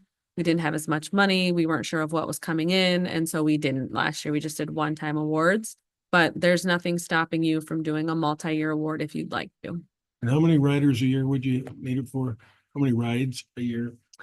Well, like I say, I was using up some of the old grant when I bought passes last year. I mean, we probably have used within the course of the year 1,000 to 1,500 passes. I took the $20,000 and I divided by 3 for $3, right, for the bus pass? Yeah. And I got 6,666. Over 5 years. Oh, no, that's just for $20,000 worth of passes. Yeah, he said. Yeah, but that would be, Years. yeah. So if you divide that by 5. So divide that by 5. How much did you get? 6,666, Over right? 1,200 a year. Right, so that's 1,000 bus passes, which is 500 trips to the probation officer, the therapy, because it's 2 bus passes for every trip. Right. So it really scales down pretty quickly. So usually when I'm giving passes out, it's either 4, maybe 6, maybe 10. I never really ever give more than 10. The goal is that between now and when I see the individual next, I've provided some assistance with them getting to and from their job, their treatment, or to come back for sure and see me, so that there's never any excuse not to fulfill those obligations that the court has imposed. And I know that this isn't your bailiwick, coming and asking for grant type money. But the busing authority doubled their millage this past year. Have you asked them if they would just donate them? Because there's really not a hard cost to it. It's all, I mean, just because you added individual riders doesn't mean their cost of doing business has gone up. Right. I have not approached the Benzie bus. I certainly am not opposed to poaching the Benzie bus. When Bill Kennis was previously the director, he and I had some discussions about how could we start this program. That would have been before I got the grant in 2018. Yeah, certainly that I'd be open to that. My question is, you have a new governor coming up in a couple of years. And you have a new legislature now. Is there any opportunity that they're gonna reinstate those funds? You keep saying possibly not, but we've got different people coming through, and I'm just, When you say reinstate the funds, what do you mean? Funds said we had you got a before were on a grant. local level. those were a local level? Yeah, I call it a grant just colloquially. Basically what it was when a 501c3 dissolves, those monies have to go to another nonprofit. So when my first 501c3 dissolved, it had 26,000 in the bank. We made the decision for that money to go to United Way to be the fiduciary to distribute that money specifically to probation services. Now, the other caveat to this, which it's probably more than we need to talk about today, is that previously there was some assistance to probation services in the county through the Office of Community Corrections, which the commission probably recalls dissolved at about 2014. The state revoked our, whatever they called it, contract, grant, whatever, and community corrections has not existed in Benzie County or Manistee County since that time, shortly after Judge Thompson took office. And there have been discussions to try to reinstate community corrections and discussions about what kinds of services community corrections could provide. Transportation obviously is a key one, but I think we're a long way off of community corrections actually just opening up shop again here. I know that Doug from OCC was here several years ago, had some preliminary discussions, made a presentation, but there really hasn't been any traction since that occurred. Only thing I'm asking is if money becomes available somewhere else. You said it's an acceptable use. I don't envision money becoming available unless somehow somebody approaches me and says, hey, we want to give you money, because I'm not in a position as probation parole officer to go out knocking on doors and raising funds. Can't request it from the state. It's really not a matter of requesting from the state. It's that I ask all the time. It's just not part of the program. The state sees probation level services as something the county provides, which in general, they provide through Catholic Human Services, Central Wellness Network, faith-based, programs, Bacon, that kind of stuff. It's not really a pot of money that is called probation services that we go to. But when a need like this happens and there's an opportunity to ask for money, then, I try. Katie, can you tell us what we currently have in opioid funds? And I know you can't tell me exactly, but like an estimate that we might be getting in the future years?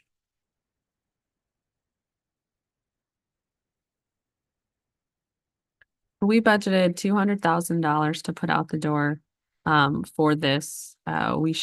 We may be receiving more money throughout the fiscal year, but I haven't received any notices yet as of now from the class action settlement group. But about 200,000 right now as we speak. estimating, based on what we received last year versus what we received this year. The settlers can pay in different ways. Some pay annually, some pay 5 years at a time, some pay 18 years at a time. But based on who we received it from last year versus this year, we should at least have about $100,000 we can really count on every year. And then above and beyond that would be different because they're also in the midst of settling additional people. And so that could change the number as well. But some of the bigger ones are paying annually versus 5 years at a time and such. And so those ones we can kind of count on for the next 18 years. So I would say about $100,000 each year we can say we will definitely have.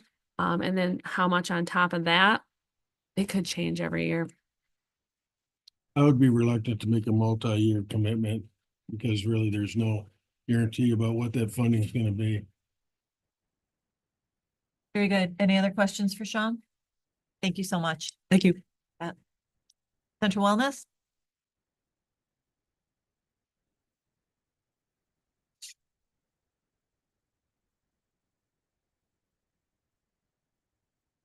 Sick of seeing me yet?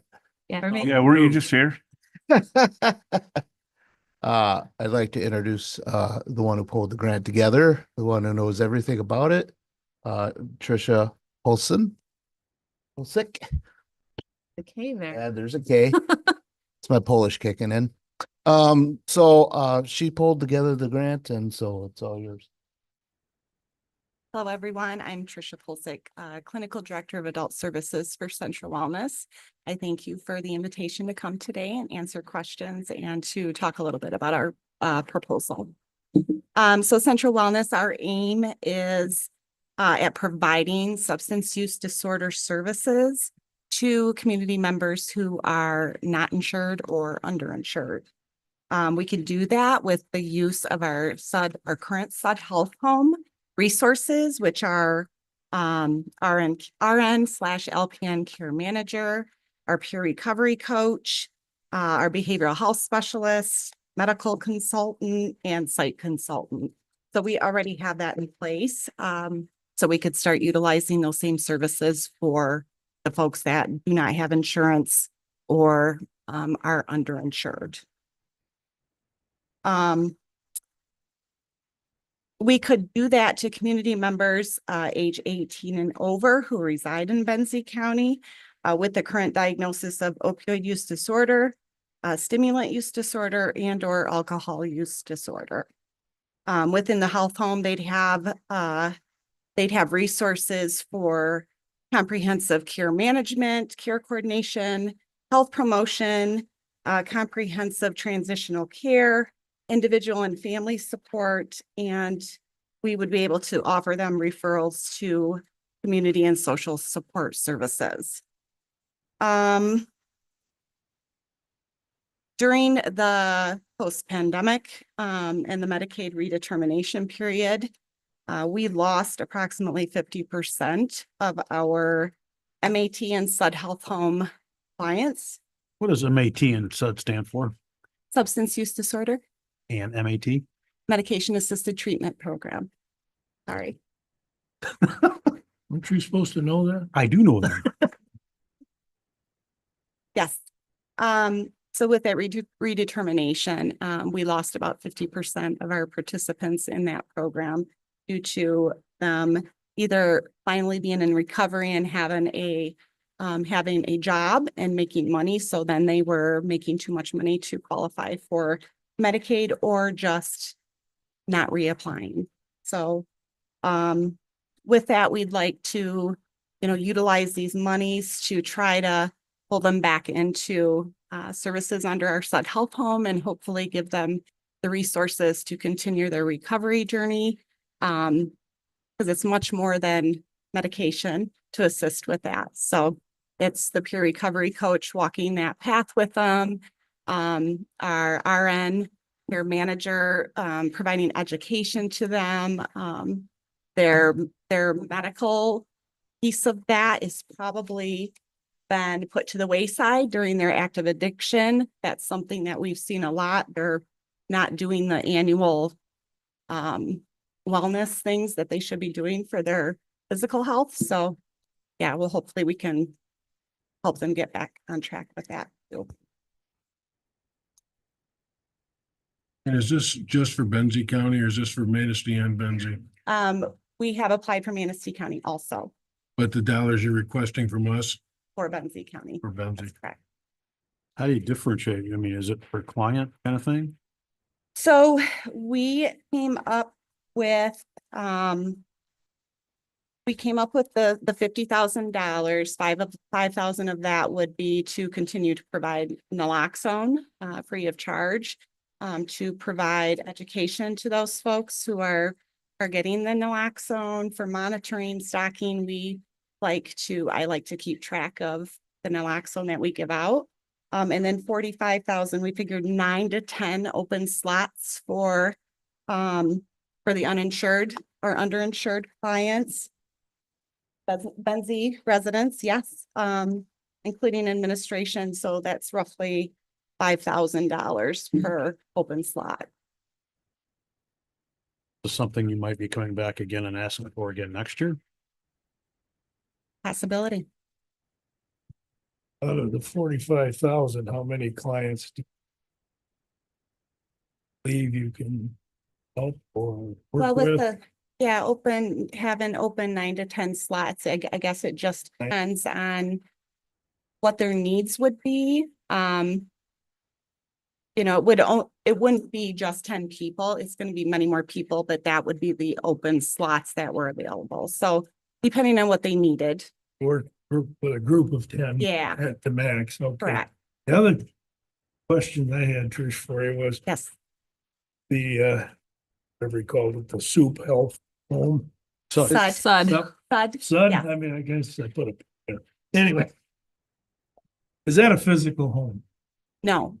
So when we talk about health home, it's a benefit, not a building. So it's the Sud Health Home currently is a program covered under Medicaid for folks that it used to be called the Opioid Health Home. It changed October 1st. It's now called the Sud Health Home, which is good news because they increased diagnoses. Before it was only opioid use disorder. Now we have these other diagnoses too. So no, it is not a building. You ever considered physical? Oh, Chip probably doesn't want the responsibility for it, but seems like at times we've needed a brick and mortar place to have people. So, Chip, come up to the. Sorry. We have our offices. That's where they come for blood pressure and stuff. So in a way, we already have it. It's just we're allowed to move between physical health and our offices. And so there isn't like everyone goes to this one building just for this. They come in and we're co-located here in Benzie with the FQHC so they can work with the providers and that FQHC to address their health needs. Because when you're strung out on stuff, you're not attentive to that, right? So we're going to refer that. So that's what the brick and mortar is. So in a way, we actually already have the brick and mortar. We're there already. I'm kind of looking at housing. Oh, how, yeah, after. No, it's just, it's amount of money, nice to put some sort of, but do it. Feasible. I thought. Yeah. Yeah, with substance abuse, there comes a lot of regulations and oversight and, it's very obnoxious. Yes. Thank you. Housing those individuals is a whole new skill set, Mhm. whole new licensing, everything. So if you looked at a scale of 1 to 5 in terms of vulnerable population, 1 being the least vulnerable, 5 being the greatest, where would that group fit in? I would say 4 to 5. Very vulnerable. Okay. And if this wasn't to be funded, is there other outside funding sources you can turn to? I'll just stay up now. You're gonna do it out of your pension, aren't you? Out of my pension, yes. No, there are not. There is, the region gets what's called block grants, which goes to treatment, and most of that money goes to the residential, for detox and that sort of thing. So there's very little left for outpatient therapy, let alone something like this. In fact, you'll start seeing here in the next few years where liquor tax money that we've been using for prevention programs will now be used to supplement that block grant money that is used for the treatment of substance abuse out of the region. Thank you. Any other questions? Very good, thank you. And I'll work on our name. Like Riverbend Recovery Up?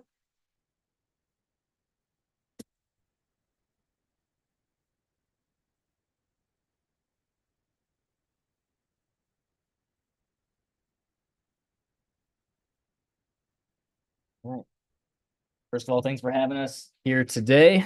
Good to see some familiar faces in the room, and thank you commissioners for having us here. My name is Colin Towersy, and this is Denny Brown. Denny is a certified peer recovery coach for the state of Michigan. He provides coaching service in Benzie, Grand Traverse, and Leelanau counties. Denny is also a member of the Benzie County Drug Court Team and the Grand Traverse County Sobriety Court Team. And we are both on the board of directors for Riverbend Recovery, and we are grateful for this opportunity to share more about Riverbend with you today. I'm going to be totally honest with you. My notes for today completely changed after 4:30 p.m. yesterday afternoon after a phone call with one of our peers. And I usually wouldn't read off of a piece of paper like this, but I feel it's important that I don't miss anything. So if you're willing to give me about 5 to 10 minutes of your time, that'd be greatly appreciated. It's like perfectly 9 minutes, so that's fine. All right. So first and foremost, let me put any concerns and questions about Riverbend Recovery opening up our doors to rest. Around 6 months ago, Denny and I sat down with the township supervisor out of respect to let him know we purchased a home on 6 acres of land on the Betsy River on a dirt road with 5 other houses. To be honest, we weren't really asking for permission. It was a courtesy visit. We continued to share with him what our plans were and why this house would bring change to the community. He proceeded to tell us that we needed to have a change of use on the house to become commercial property. After that day, we hired a local attorney who has a history with our township supervisor and shared with us our rights to continue our house as a residential property. Our attorney is also working hand in hand with an attorney who has helped open dozens of residential sober living houses in the state of Michigan. That same attorney shared our rights with us and if you have our application, you can read it on page 29 of our application. It goes as this. The ordinance definition of a family, federal law requires a reasonable accommodation for the proposed use inasmuch as it is well established that individuals recovering from drug or alcohol addiction are handicapped under the FHA. Congress contemplated alcoholism and drug addiction as being among the kinds of impairments covered under this definition. Just like any other person with a disability, such as diabetes or arthritis, former drug-dependent persons do not pose a threat to a dwelling or its inhabitants simply on the basis of status. Depriving such individuals of housing constitutes an irrational discrimination that may seriously jeopardize their continued recovery. Recovery residence environments foster sobriety, accountability, and encourage trust and camaraderie between residents. Without this safe environment, residents would suffer substantial limitations and risk falling off the wagon if not for living in the sober living environment. Under the FHA, it is a discriminatory practice for any municipality to refuse to make reasonable accommodations in rules, policies, practices, or services when such an accommodation may be necessary to afford a handicapped person an equal opportunity to use and enjoy a dwelling. This is from Jeff Van Treese, the attorney and president of Michigan Association of Recovery Residences. Finally, please note that Riverbend Recovery has a pending application with the National Alliance of Recovery Residences, NAR, and Michigan Association of Recovery Residences, MAR. As such, the recovery residents will be inspected and certified to meet all NAR standards for operations. The need for additional recovery supports, including recovery residences, has grown exponentially because of the opioid epidemic, has resulted in an exponential increase in the number of people suffering with addiction. Given that both federal agencies, SAMHSA, and state agencies have recognized both the need for and the efficacy of recovery residences that operate under the NAR standards. So after good counsel, we withdrew our application from the township to continue as a residential house, which for one means we don't need to put in a new $70,000 septic system for 10 guys. Riverbend Recovery has every right to function as a single-family dwelling unit with 6 to 10 men living in the house at a time. So in the next few months, we will be opening up our doors. A year and a half ago, after the purchase of the future home of Riverbend Recovery, I had a wise man call me to discuss the home, and take in mind, I don't say this out of arrogance is what I'm about to say here, but I had a wise man call me to discuss the home, as his first words were these: "I hope you're ready for small town politics." In my optimism and excitement for the home, I quickly responded, "We have a marijuana dispensary and brewery around every corner. We certainly won't have any issues to offering a solution for our growing addiction problem in Benzie County. So please hear me. The reason I share this is I desire to take just a few more minutes to not just ask for your money, but to ask for your support. Our hope is that each one of you will become advocates for the house, and we will walk out of this room as friends and allies as we help Benzie County fight addiction. Because the fact of the matter is, addiction is a problem, and the programs we currently have in place are not gaining any traction. The drugs are worse, alcohol is everywhere, and we don't have the resources to stop it. 70 to 80% of inmates in our local jail right across the street from here have a substance use disorder, and many of them will end up in jail or prison again. Why? Because they didn't have a sober living environment to return to. A requirement of Riverbend Recovery is that men have a minimum 21 days in treatment, gaining sobriety and learning tools before moving into our sober living house.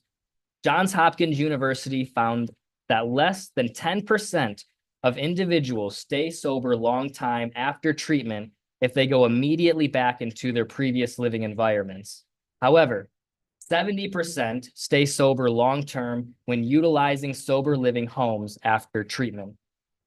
We have learned what we need to about sober living houses from a great friend, Jason DeBeck, who has a couple of the most successful sober living homes in the state of Michigan, according to Jason's attorney, who also happens to be the president of the Michigan Association of Recovery Residences. Jason, who operates Nathan's House in Boyne City, has close ties to Benzie County as his wife Jennifer works downtown Beulah as an accountant. Jason has spent hours giving me a success plan for Riverbend Recovery, and I'm not someone who believes in reinventing the wheel if something is working, so that is our strategy. However, the current strategy for addiction in Benzie County right now is not working. That is why Riverbend Recovery is prepared to help make a real difference for those who need a safe environment to start their sobriety journey. If you check out page 17 of our application that we submitted, Riverbend Recovery is a 501c3 nonprofit, faith-based, sober living house for men who are serious about maintaining a life of sobriety from addictive substances. House capacity is 6 to 10 men. We'll hire a full-time house manager. Each potential guest will follow a strict interview process. And activities of the house include recovery-based meetings. Each guest will have a recovery coach or sponsor outside of the home, weekly house meetings and house dinners, service projects, weekly drug testing, and a minimum 32 hours of weekly employment or volunteer work in the community. Riverbend Recovery is not a treatment or detox facility and is for men who are willingly desiring to continue their path of sobriety. Men must have a minimum 21 days of sobriety before entering the home and are strongly encouraged to pursue treatment before seeking participation at Riverbend. I will add, we anticipate this not being the only home in Benzie County, as we also see women homes in the future. If you read through the responsibilities and expectations of Riverbend, which you can read in the application on page 18 through 23, you will find that these will be some of the greatest neighbors anyone could ask for, and will be great assets to our beautiful community here in Benzie County. And I'll close with this. Addiction does not discriminate. It's because of sober living environments, guys like Denny and I are sober today, that we have a family to go home to at night. The reason my 2 daughters won't have to hear the news that their dad is in jail, or rather, God forbid, dead from a drunk driving incident. I get to go home to them every night, sober-minded, doing life with them day after day after day after day. the word on the street is there's a few others asking for a portion of these funds today. If you feel so led to share a portion of those funds with us, we would be grateful for whatever you feel fit. But most importantly, we ask for your support to not ignite division with the small amount of naysayers in the community, but rather would you consider being an advocate that gets excited about the beginning days of sobriety coming 10 men at a time. Thank you, guys. Questions? So, your initial ask is for 200K. Yeah, Correct. well, that was before I knew anyone was applying, so we figured go big or go home. Okay, yeah, it did. All right. That's like a big ask, like basically almost all that we have to Yep. award. Yeah. I would share that I think one of the greatest needs we have is our house manager that we're going to be hiring. And to get the boots off the ground running for the 501c3 nonprofit, we're going to be paying $24,000 for the house manager for that first year. And so I think anywhere between $25,000-$30,000 is a fair ask for us for this new endeavor in the community.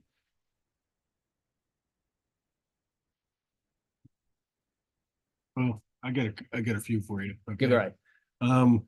Let's take first the new ask, and I appreciate you guys revisiting this and kind of narrowing it down.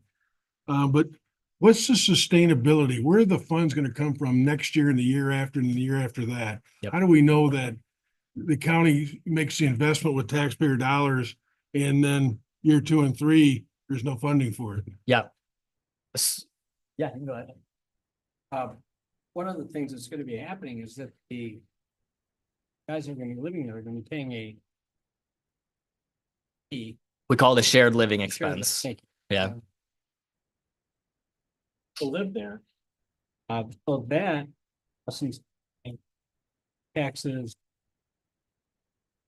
And any expenses. But we're asking. On. Hot water heater. Mansions updating. But from that point on, it's gonna.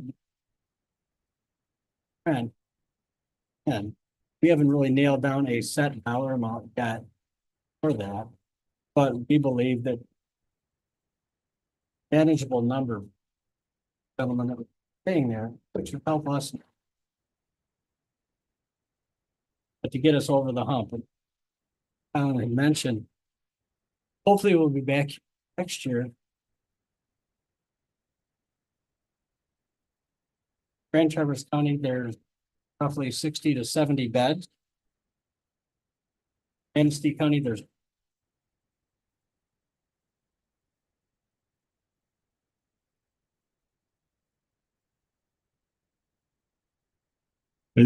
Based on my limited experience, I would agree with you. There's a need. Did I hear you say you'd house up to 10 men?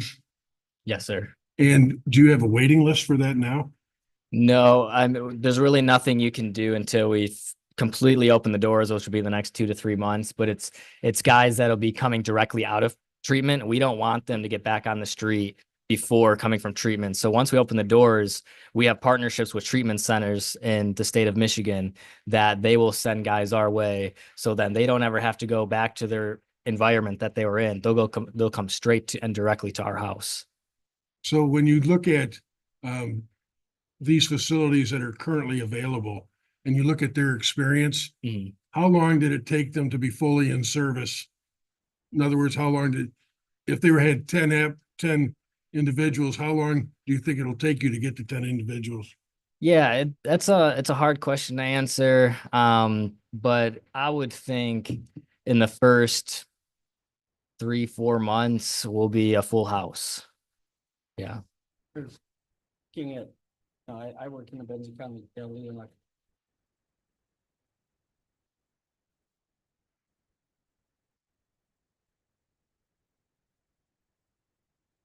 But just to, the amount of men that come out and talked a lot of. 7. And for them to say, out, I really want to go to.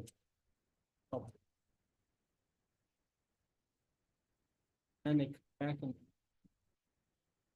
don't want to go back. I don't want to go back. So make a roundabout like kind of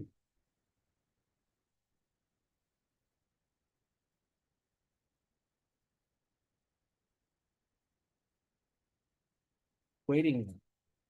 Prediction. Times fall. I don't like calendar mentioned, not gonna be a. Want to screen. Guys, Someone's an individual completes treatment and they're acceptable program. How long can they stay in the house? We'll do anywhere between 6 months and 2 years. And When what they, happens at 2 years?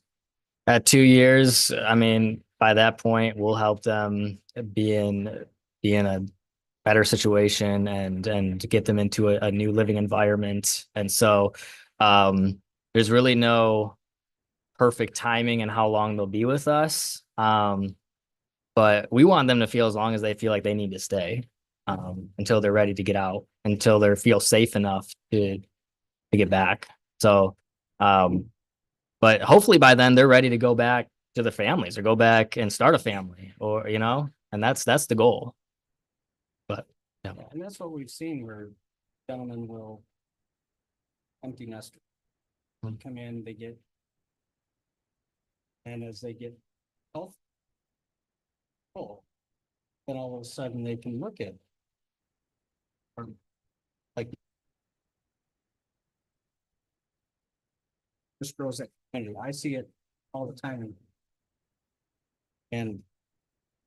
Or. Big like, hurts, it really does.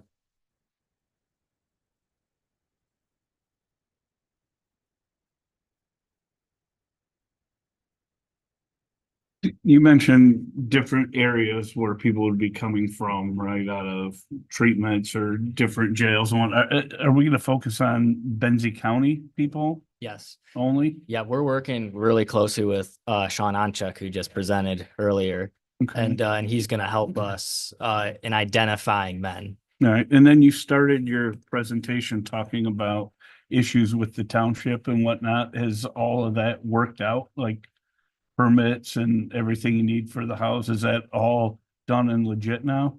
We don't need to change. We're a residential house.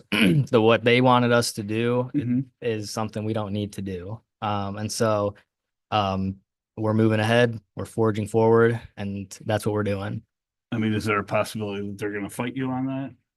Maybe the neighbors might. There's a few neighbors that aren't thrilled, and that'd be about all we can see happening as the neighbors right now. Because as far as we can tell, we have a lot of support in the community and the county, except for a few neighbors, and which we expected. And we're trying, yeah. A few houses on the road. And going out there. Had the opportunity to be able to share with them what would. Oh. I got it. Front. Traffic coming in and out.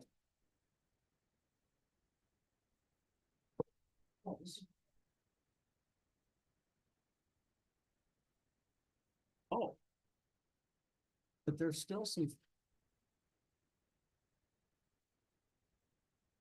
In that street, but slowly. And Colin is.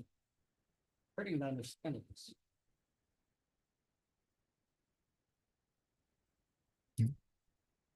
I just want to add in, you've mentioned alcohol abuse quite a few times, but this money is very specific to opioids. Mhm. So, okay, because every bit of money we have to report if it's not utilized for that specific purpose.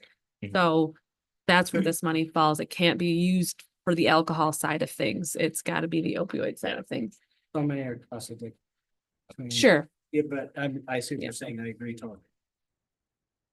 So you talked about needing 200,000 in order to make this happen.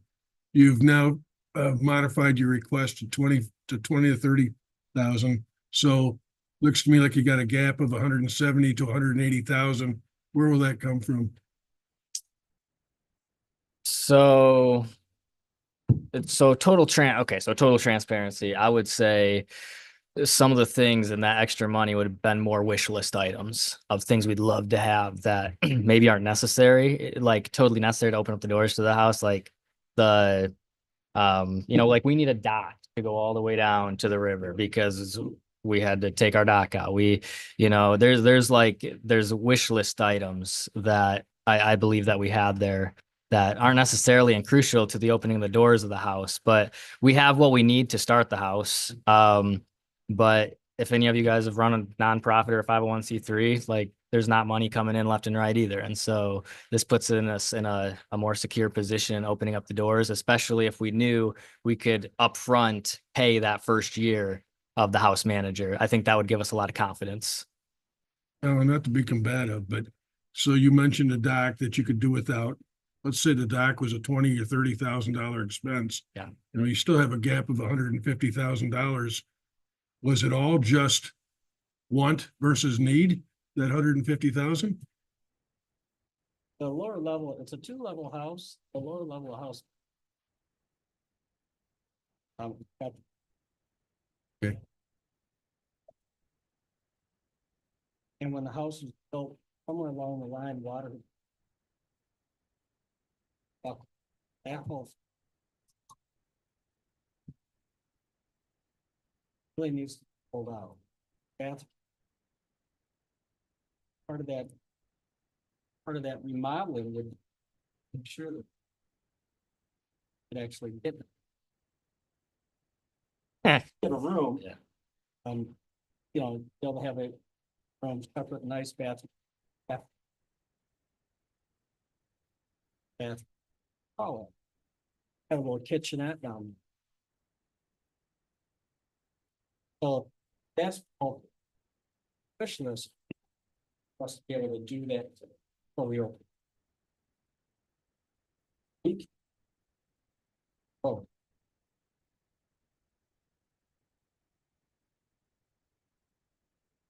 He wouldn't have to. Many years ago, I was in banking and we used to finance group homes. And they were financed, there was government money available. You're not looking to the government for any funding on this? Nope. So I got to go back to my question. I hear what you're saying. We can do it as we move along, but where are you going to get $150,000 to complete that work? Well, Because you just told me there's water damage in the basement, which can lead to mold, which can deteriorate living conditions. I need to understand this better. yeah, well, like I said, we're a 501c3 nonprofit. We'll run fundraisers. We'll do whatever it takes to raise the money that we need to raise. And we're committed to that. Community has been. Yeah. And for.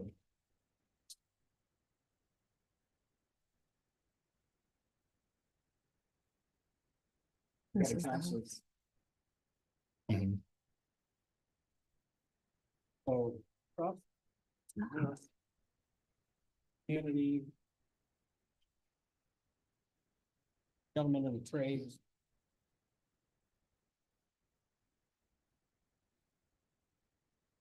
So that can help us out. Looking at question of money. Rough numbers. Oh, yeah. Wow. By the time you look at flooring. Ceiling. Get all that. We haven't gone out and before.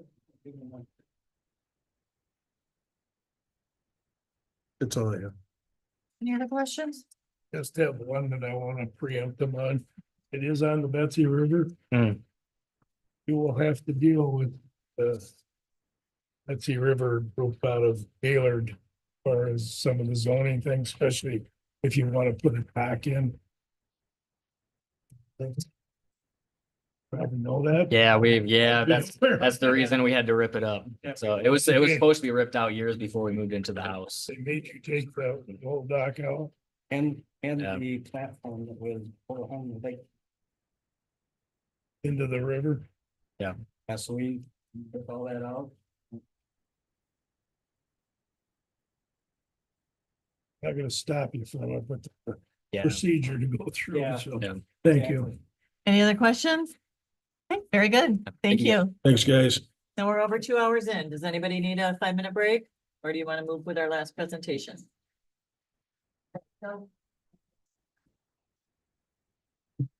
Okay.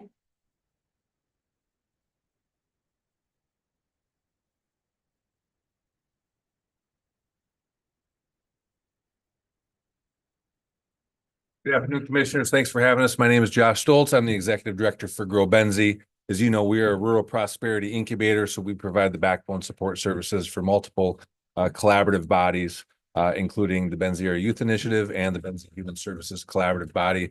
This has been Sarah's initiative that she has led with her team, and she'll be here to present you that proposal. Hi, thanks so much for inviting us to come, and I'm excited to share more about our proposal. And like I said, I have to pick up some kids from school, so I'm going to do this kind of briefly, but you're probably kind of close to being done the 2-hour time frame of the meeting. So work out great. So the Benzie Area Youth Initiative was formed around 2016. It was in response to seeing an uptick in youth substance use. And so we wanted to bring all of the community partners together, law enforcement, schools, community partners, parents, to work on this important issue. And so I started in October of 2020 working with the Bay Initiative, and it's been really wonderful working with especially the schools on different ways that we can help promote mental well-being as well as reduce substance use among our youth. So I wanted to just quickly go over the 3 main parts of the proposal and then answer any questions that you have.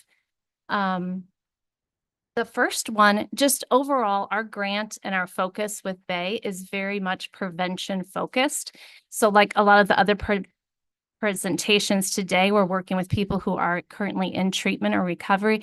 This is really forward thinking, and we're working on the prevention side before it occurs. So the first aspect is the prevention education and community awareness. Of course, the more education people have and the understanding that they have about the health effects of substance use disorders, the better we all are. And so that is really going to be focused on spreading the prevention message through social media as well as through community events and utilizing our community partners to share educational materials.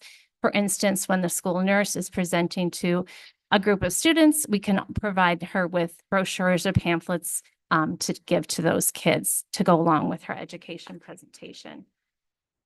The last part of that prevention education is we are asking for funding with this, with these dollars to help with our training of our prevention workers that we have through our different agencies, including school nurses, school resource officers, SafeNet workers. So we want to give them a little bit more substance use prevention training so they're better able to educate our students. The second part is really focused on safe storage and safe disposal of medication and substances. And so that is reducing access to those substances. We know that many people start abusing opioids because they can get it from a prescription drug from a friend or relative that's not for them, and then that can lead to addiction. So we really want to prevent that by promoting safe storage, and that is distributing those lock boxes and lock bags. And then there's also safe disposal, which of course we have at the sheriff's department as well as the hospital, but many people don't bring in their medications for that. And so there is something new that has, I think, come about fairly recently called Deterra bags, and that's the brand name, and that is a safe deactivation substance thing that's in a bag that then you can safely dispose of your over-the-counter or prescription drugs in your own trash. So you put it in the pouch, you need to add water to it, and then what's inside of it will deactivate those chemicals to make it safe to be disposed of. So part of this grant is asking for purchasing those to then we can distribute to community members. And then the final piece of the grant proposal is to create a substance misuse task force. And that is really going to be aimed at focusing on the adult population, because as we have worked with our youth and what we've heard from a lot of people in education is, of course, our youth are very much affected by the adults in their lives, and those that are experiencing substance use disorders, really, the parents need the help and the adults, so we need to focus on them. This was a priority that occurred at the Benzie Human Services Collaborative meeting, where we're looking at focus areas for 2025. Substance use rose to the top. And so this was an idea that several agencies were excited about and needing kind of that coordination and bringing the people together. So what our goal would be for this year for funding, because we probably wouldn't be able to start until February, would be just assembling this group for the task force and then working through, it's called the Strategic Prevention Framework, which is a process to then identify, what needs we have right here in Benzie County, and then to put together a plan to then go forward. So we wouldn't have time to implement a plan at this point, but it would be gathering and researching and putting together a plan. So those are kind of the three broad different areas of this grant proposal. I'm happy to take any questions. Did I hear you say that the monies would be used this year just for the planning stages? Or would you be Yes, implementing? for the that, plan? for the task force part, the monies would be used to just create the task force, to offer some training, to learn how to do the strategic prevention framework, to get those participants trained in that, and then to create the plan. And that this wouldn't be a disqualifier, but is there other sources of funds for your request? For specifically for that task force, I mean, you could always pursue some kind of foundation or grant, but right now we're not pursuing any other funding for it. Are you targeting a different population than Central Wellness's proposal is targeting? Central Wellness is targeting the people who are in the substance use disorder home health thing, the SUD home. So those are people who are actively using or needing that treatment. So this is a much broader to think about the whole community and countywide. Yeah. But yes, we definitely, Central Wellness is one of our partners, and they would be definitely part of that group. Any other questions? Thank you so much. I Look at the appreciate it. kids. Send you. Okay, that concludes our 4 presentations. We have our scoring sheets. Katie has told us we are to think on what we've heard today and fill these out and get them back to you by when? You said we're gonna discuss them at our next. Discuss at the next. Yeah, we can have light discussion now if you'd like to. Otherwise, we can schedule for discussion at the next meeting. If you can get these to me just in the meantime, over the next couple of weeks, last year, you recall I did a tally and an average. And so we'll do that again. So then we just have it based on the numbers, and then we can kind of get through what you want to do from there. I would anticipate this going back before another study session. So probably the February 11th study session, we'd get into the weeds, go over the scores, kind of make some recommendations. And then that second meeting in February, I would anticipate the Board of Commissioners acting upon those recommendations for any, what's the word I'm looking for? Actions. Action of giving money, sorry. Katie, Yes. Occasion. we actually went through a lot of effort to go out to get these RFPs, correct? Yeah, we put it in the paper a couple of times on the website, had conversations with folks. I mean, yeah. Okay, so I mean, and we have roughly 200,000 currently available. Roughly. Mhm. Okay. So, and then I did pull up the information off the state's website. So over the next 18 years, but as you know, we don't know what's coming, what years. But as of the settlements settled as of today, we have about 963,000 coming at us over the next 18 years. 50,000. So last year we put out into the community about 92,000. This year we have about 200,000. So almost a third of the money that we're ever going to get, we've already received and are looking to put out into the community. So did I read correctly that there's reporting requirements when we do grant these funds, that we're supposed to receive feedback on how the monies were used, the results that happened? Did that occur last year when we awarded funding?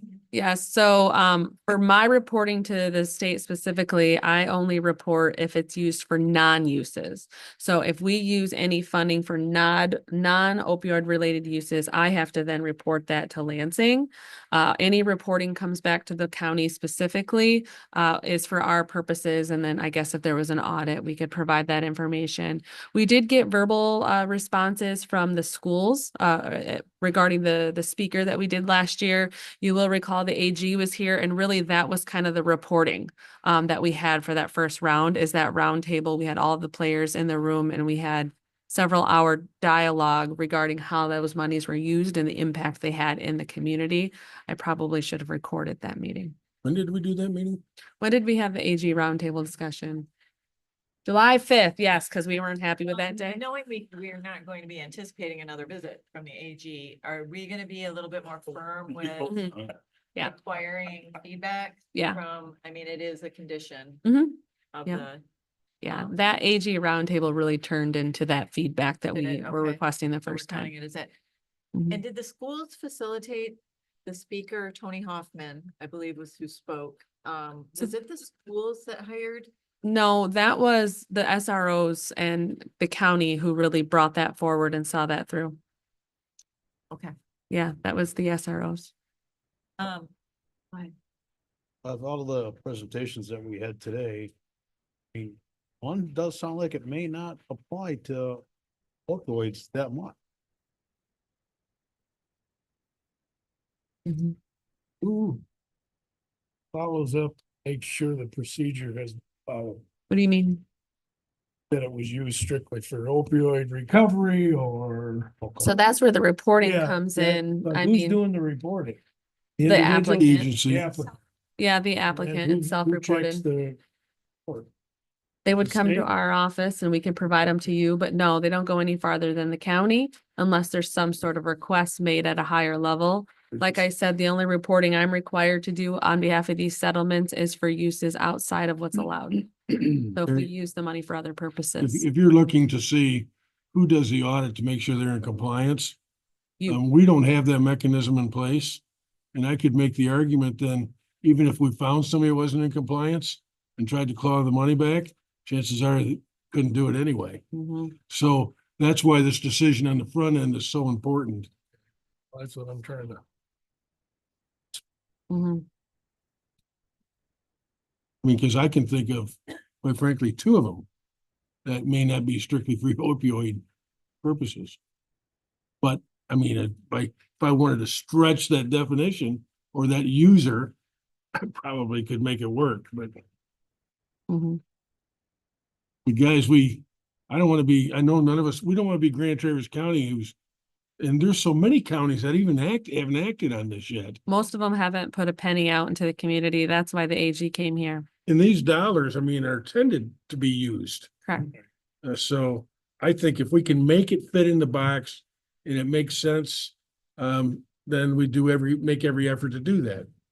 I just want to be in compliance. There's no type of clawback if it's discovered that it was used inappropriately or. Not within the Katie just told you guidelines. what she has to do. Yeah, I only have to report if it's a non-eligible use. And if it is, you can't claw it back, right? What, if it's a non-eligible use, can I claw it back? Yeah. I mean, You'll never we get it. could, Forget it. but it would be, going through court, Right. filing a claim. Yeah, Okay.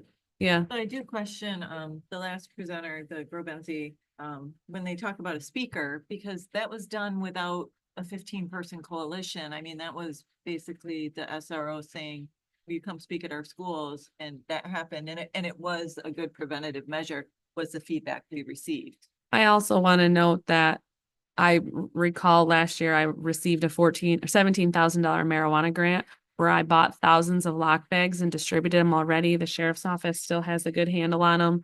Health department has them. The school nurses already have them. I also gave some to their group to disperse. So there's already, and I reapplied for that grant 2 weeks ago, and I anticipate getting that grant again for lock bags specifically, and also prevention. Now, those monies are prevention more solely around marijuana. So maybe there's opportunity for some funding to be added to that bucket. So it's prevention of marijuana and opioids and such. But part of that is already happening or going to be happening.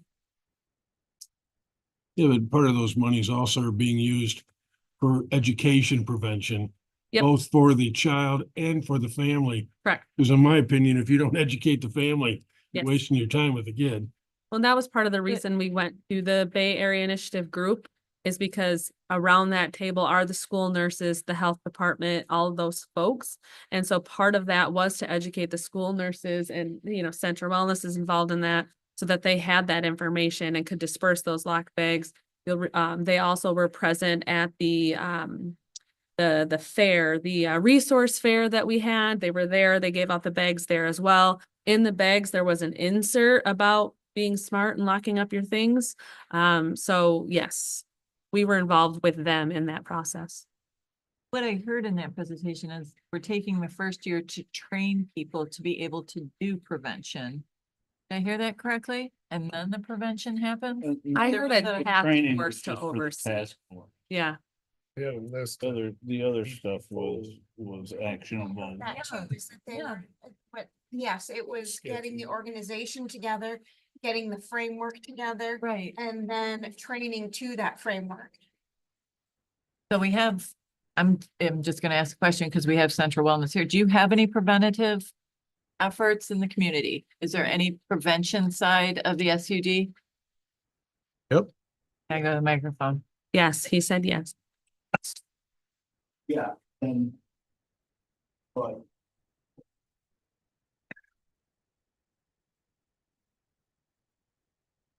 So 2020. So it's what are these microphone things?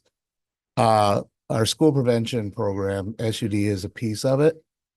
But we are looking to shore that up considerably. Because throughout the whole COVID and the turnover of staff, we lost a lot of people that had the credentialing with that piece. There is a very considerable amount of SUD speak that occurs that is tough to cross-train from mental health workers to. So we are even internally probably going to our region to train my staff specifically on some of these interventions. So as you are a part of the collaborative am I saying that right? What is Human it? Services Collaborative. body. Collaborative. You all meet at the same table once a month. Yep. You're working cooperatively, you're each developing skill sets that benefit, or are you overlapping? No, we're trying to make sure that we're not stepping on each other's toes. A good example is prevention. Frankfurt is heavily invested with 31N with the health department and their prevention piece along with our workers. So we're making sure we're not tripping over each other. That's the value of that group is I'll do this, you do that, good. Or you do a piece of it, I'll help fund you to do all of it so that I don't do it. You do so that's the value of that group. And I will say as an aside that between the Manistee and the Benzie ones, we're one of the more active and more collaborative groups for that very purpose. You know, that's why they had us come together, because back in the day, I was doing, CMH is doing everything in a silo, running $500,000 programs and da-da-da-da-da. Now I don't have to run that program. I can put it into prevention to do while the health department does it. And I know that Jeff and Amy have discussed that 31 that group. And I know the intention was for Benzie to also roll it out in their school. Frankfurt, it's a little easier to roll things out when your school's a bit smaller. But I know the intention is to look at that and roll it out in Benzie as well. So there's overlap or Yes. maybe Coordination. multiple efforts going towards the same thing. Warm hug. All speaking the Warm same. hug. So what you don't want is, yes. What you don't want is the health department coming in and using a certain intervention for SUD and then us coming in with a different level of disability, doing something completely different. There So, may be at times overlapping of services, but servicing different populations. yes, That could happen too, yes. because you have one group that's coming in through your doors, Mhm. but maybe not all inclusive, right? So Right, right. Overlap of services are less concerning to me. It's when it's an overlap of services and yet you're serving the same population. Right. Yeah, and that's, back to me today in our presentation even, that's why now there's providers and people taking an interest in the community that we have services, which is not our statutory obligations, right? So exactly to your point, we're going to focus on those that are duly diagnosed with complex mental health needs and issues and substance abuse and health, and that's the health home piece. And so that's our thing. That's what we're trained in. That's what we do. Substance abuse now, as long as we're all talking the same, when that person comes over my side of the fence, we're going to continue on that same modality because everybody's that close to going from not in my services to in my services at any moment. Chip, I'd like to ask you a question, but before I do, I'm going to ask you to take off the hat that's presenting today. Yeah. And think of yourself more as professional I sought out for counsel. Yeah. I'm surprised of it, that we don't get more requests. I would think that people would be coming out of the woodwork to say, look, I provide these kind of services. I understand you got a pot of money, and yet we kind of struggle for that. Can you give me any insight as to why we aren't getting more requests? The process is intimidating. Really? Yes. I will admit, even for me doing it is like pulling teeth. I'm like, listen, I'm part of the county. I know what the need is. I want the money. And when you say it's intimidating, it's because of the amount of work? Because Well- you guys clearly have access to all this data, Right.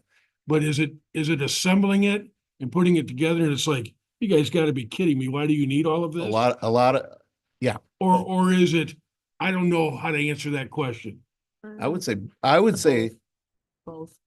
yeah, so exactly what I was going to say. It's both. And I can tell you when the Board of Commissioners said they wanted internal staff to do the same process as external staff, there was a Okay. among the staff because, so And I your, think we need to revisit that. yeah, in your smaller groups. And this is why the HSC has them at the table. Your smaller 501c3s who want to do well, don't have the administrative support. So it's usually somebody with a kind heart, or they came together to solve a community problem.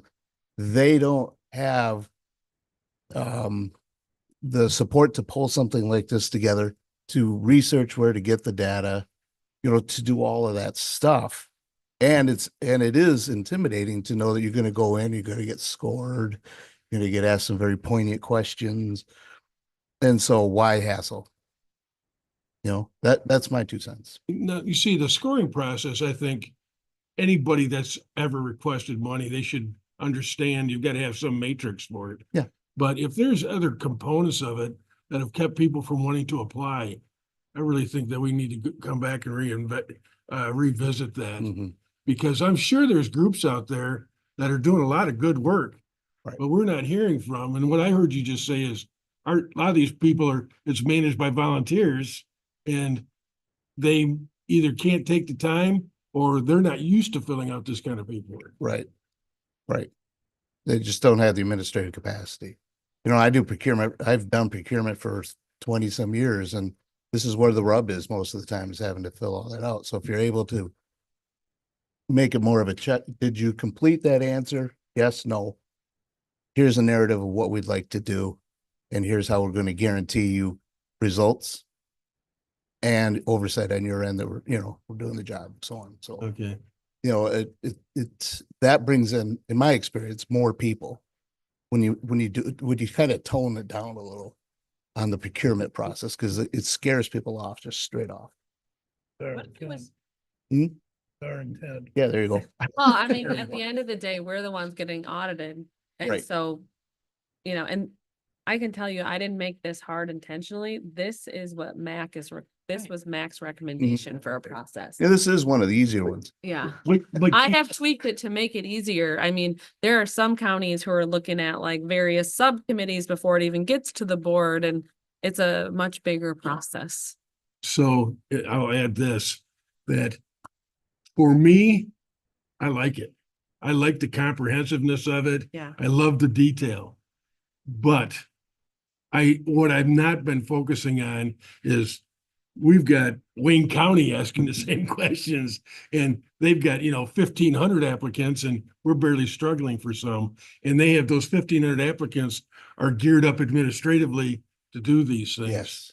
So I've got to, I don't mean, I'll finish up very quickly, but so as for me, I've got to change my attitude about it. Mm-hmm. It's nothing you did. You met my needs.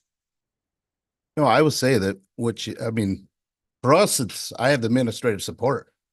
I mean, it's like, okay, we'll do it. And I had to actually figure out where the financing was coming from and whether I even could. Once I figured that out, I was a man of steel. And Commissioner Dodds and Lisa, the administrator there, sat down with me and walked me through the funding stream and how it works. I went, okay, now I get what's going on. It's not part of the county general funds. It's a thing over here. Right. Now I understand why there's an RFP process. But I'm a governmental unit, right? So I have all that consideration, but I have the support. You can go if you want. But but like I said, a lot of them don't hear. And you're absolutely spot on, because Wayne County has all kind, United Way and da da da da da. What if we just identified stakeholders and asked, how do you think the opioid thing should be used? Not an RFP, but we ask the schools, we ask physicians in the area, you want to get to the people who have their toe in the pool of experience with people who are dealing with opioid stuff. How do you think the opioid money should be spent? No plan, no budget, how would you like those dollars spent? And just see if somebody would tick off where with the school, would like to see A, B, and C. I mean, it just, to make it less daunting, really to just troubleshoot to start with. I mean, instead of an RFP, just ask the question. I have to believe there's ideas out there that people aren't willing to go deep with yet, because maybe they don't have a vision of the entire plan. I don't know. You're looking at me funny. So when we first started doing this, we sat down and I provided you all a list of like 13 ideas of brainstorming community ideas on what this money could be spent on. We already kind of did that, but we can do it again. Absolutely. The other Broaden thing- the scope. Yeah, and I'll add the other thing is the HSC does have that. I mean, as she mentioned, it was identified. And they go through the process of what are the biggest things in the community, da, da, da, da, da. So, they're there, but having said that, I also think there needs to be a layer on top of that, because what's shocking to me is that Catholic Human Services isn't here. Right. Right. Well, and what's shocking to me is, why don't we have the next speaker scheduled at the school if it was received as well as they said it was? Why are we Because waiting? we for an drove that RFP for ship it? completely on that one. Pardon? We drove that ship completely. Right, so why So- wouldn't we do it again and just get it lined up and plan on it as an annual thing if it was well received and it felt as though there was impact? Why would we do it one year and then walk away from it if we were told it was a Well, good thing? I would have envisioned the school making that request, because the SRO is, she's tasked with being a school resource officer, and I'm the county administrator. I'm not tasked with scheduling No, but assemblies. I guess at the end of the day, I would say I guess that stuck with me, is Yeah. they said it was a good idea. They said it was a good speaker. It was on the prevention side of things, so We talked about it at the School and Youth Resource Officer Committee. Rebecca sent a follow-up email to the superintendents offering her assistance in putting together a proposal for this money. I followed up just last week and got nothing. Well, with the schools. but to Chip's point a moment ago, maybe they decided for what money we're talking about, we're not gonna jump through the hoops. Well, Rebecca and I said we'd write it for them. They just needed to sit down with us. Oh, I mean, something like Rebecca that offered all of her services. that already presented an RFP. We had positive feedback. Would it require a new one? Wouldn't we say yes? You let's do said that every again? request, the board said every request had to go through the process Okay, again. well, maybe we should backpedal on that then. Maybe we're getting in our own way. and government employees were going to be under the same conditions. Correct. And which I think was fair. Christie, you're trying to get in here, I think, aren't you? Oh, I was just saying that, or I was just thinking that when you were kind of talking about, asking people how they wanted this money spent. Again, when I was outdoor knocking, I did have somebody say to me who was in recovery, saying that, one of the big things for her was that, a problem with this grant part, right, is that it's temporary. And she said, so she was a peer recovery coach and she said, so I'm funded for this year. She says, but next year, I don't know where I'm gonna be if I don't get my funding. And then another thing she talked about was housing. She said, so I'm falling back into my parents' house. And I have nowhere to go on my own. I'm not independent. And so that was something that I heard is we don't have something that continues through so that we can be, giving these folks something to land on. Yeah, because the opioid process of recovery is multiple years. And having been in this agency around long enough, the one thing I don't ever want to do again is take something away from the community. We had to rip every heart and soul out of us back in 2005, and I don't want to do that again. So longevity is always a thing. So. Yeah, other than, and I hear what you're saying, but we said this earlier, we don't always know what kind of money we're gonna get. Right. And I understand that. these monies were never to be a reliable source of funding for an indefinite period of time. I could see seeding a new program for 3 years and saying at the end of 3 years, you need to be on your own, and what's your plan to do that? Thought, should we be saving this for 5 to 10 years? Big investment versus little investments every year. Not sure we're solving the problem. This is, I'm looking at it. How many people you serve under your program that we discussed today? And 9 to 10. Oh, with this? Yeah, it's 9 to 10 slots. 9 or 10 people? People who aren't getting served now. And if they weren't getting served, what's the likelihood of their success in sobriety? Oh, Pretty we were small. talking about that. We're worried that we'll be able to recover the ones that we've lost. Well, potentially, 50% of them that are gonna fail. Oh, the success rate? Yeah. I'll let Trish speak to that. You said she could leave. I know. Yeah. But she stayed, so I don't want to guess. I mean, just a number, it's, It's slow. Once they relapse and lose them, it takes a lot to get them back. but if you have them in this program, what's the likelihood of them succeeding?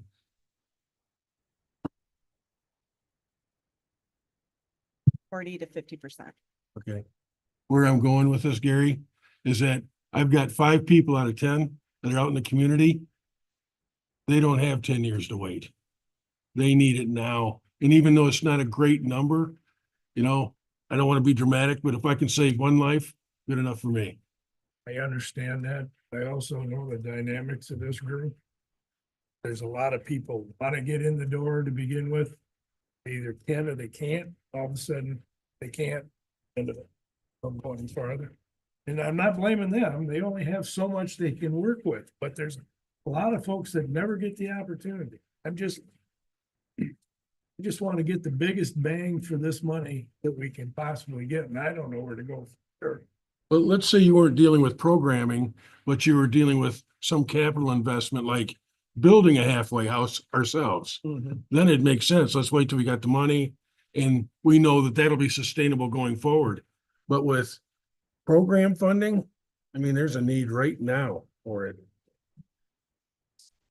All right, good conversation, everyone. Thank you. Leaving it in a good place. We all know what our marching orders are. You said I got 6 weeks to finish this? That is not what she said. That is I already what she filled yours said. out for you. Oh, okay. I'm gonna open the final public comment. Being none, I'm gonna close that and look for a motion to adjourn. Do I hear support? I think 7 hours is long enough to be in a Okay, meeting. all in favor, say aye. All right. We are adjourned at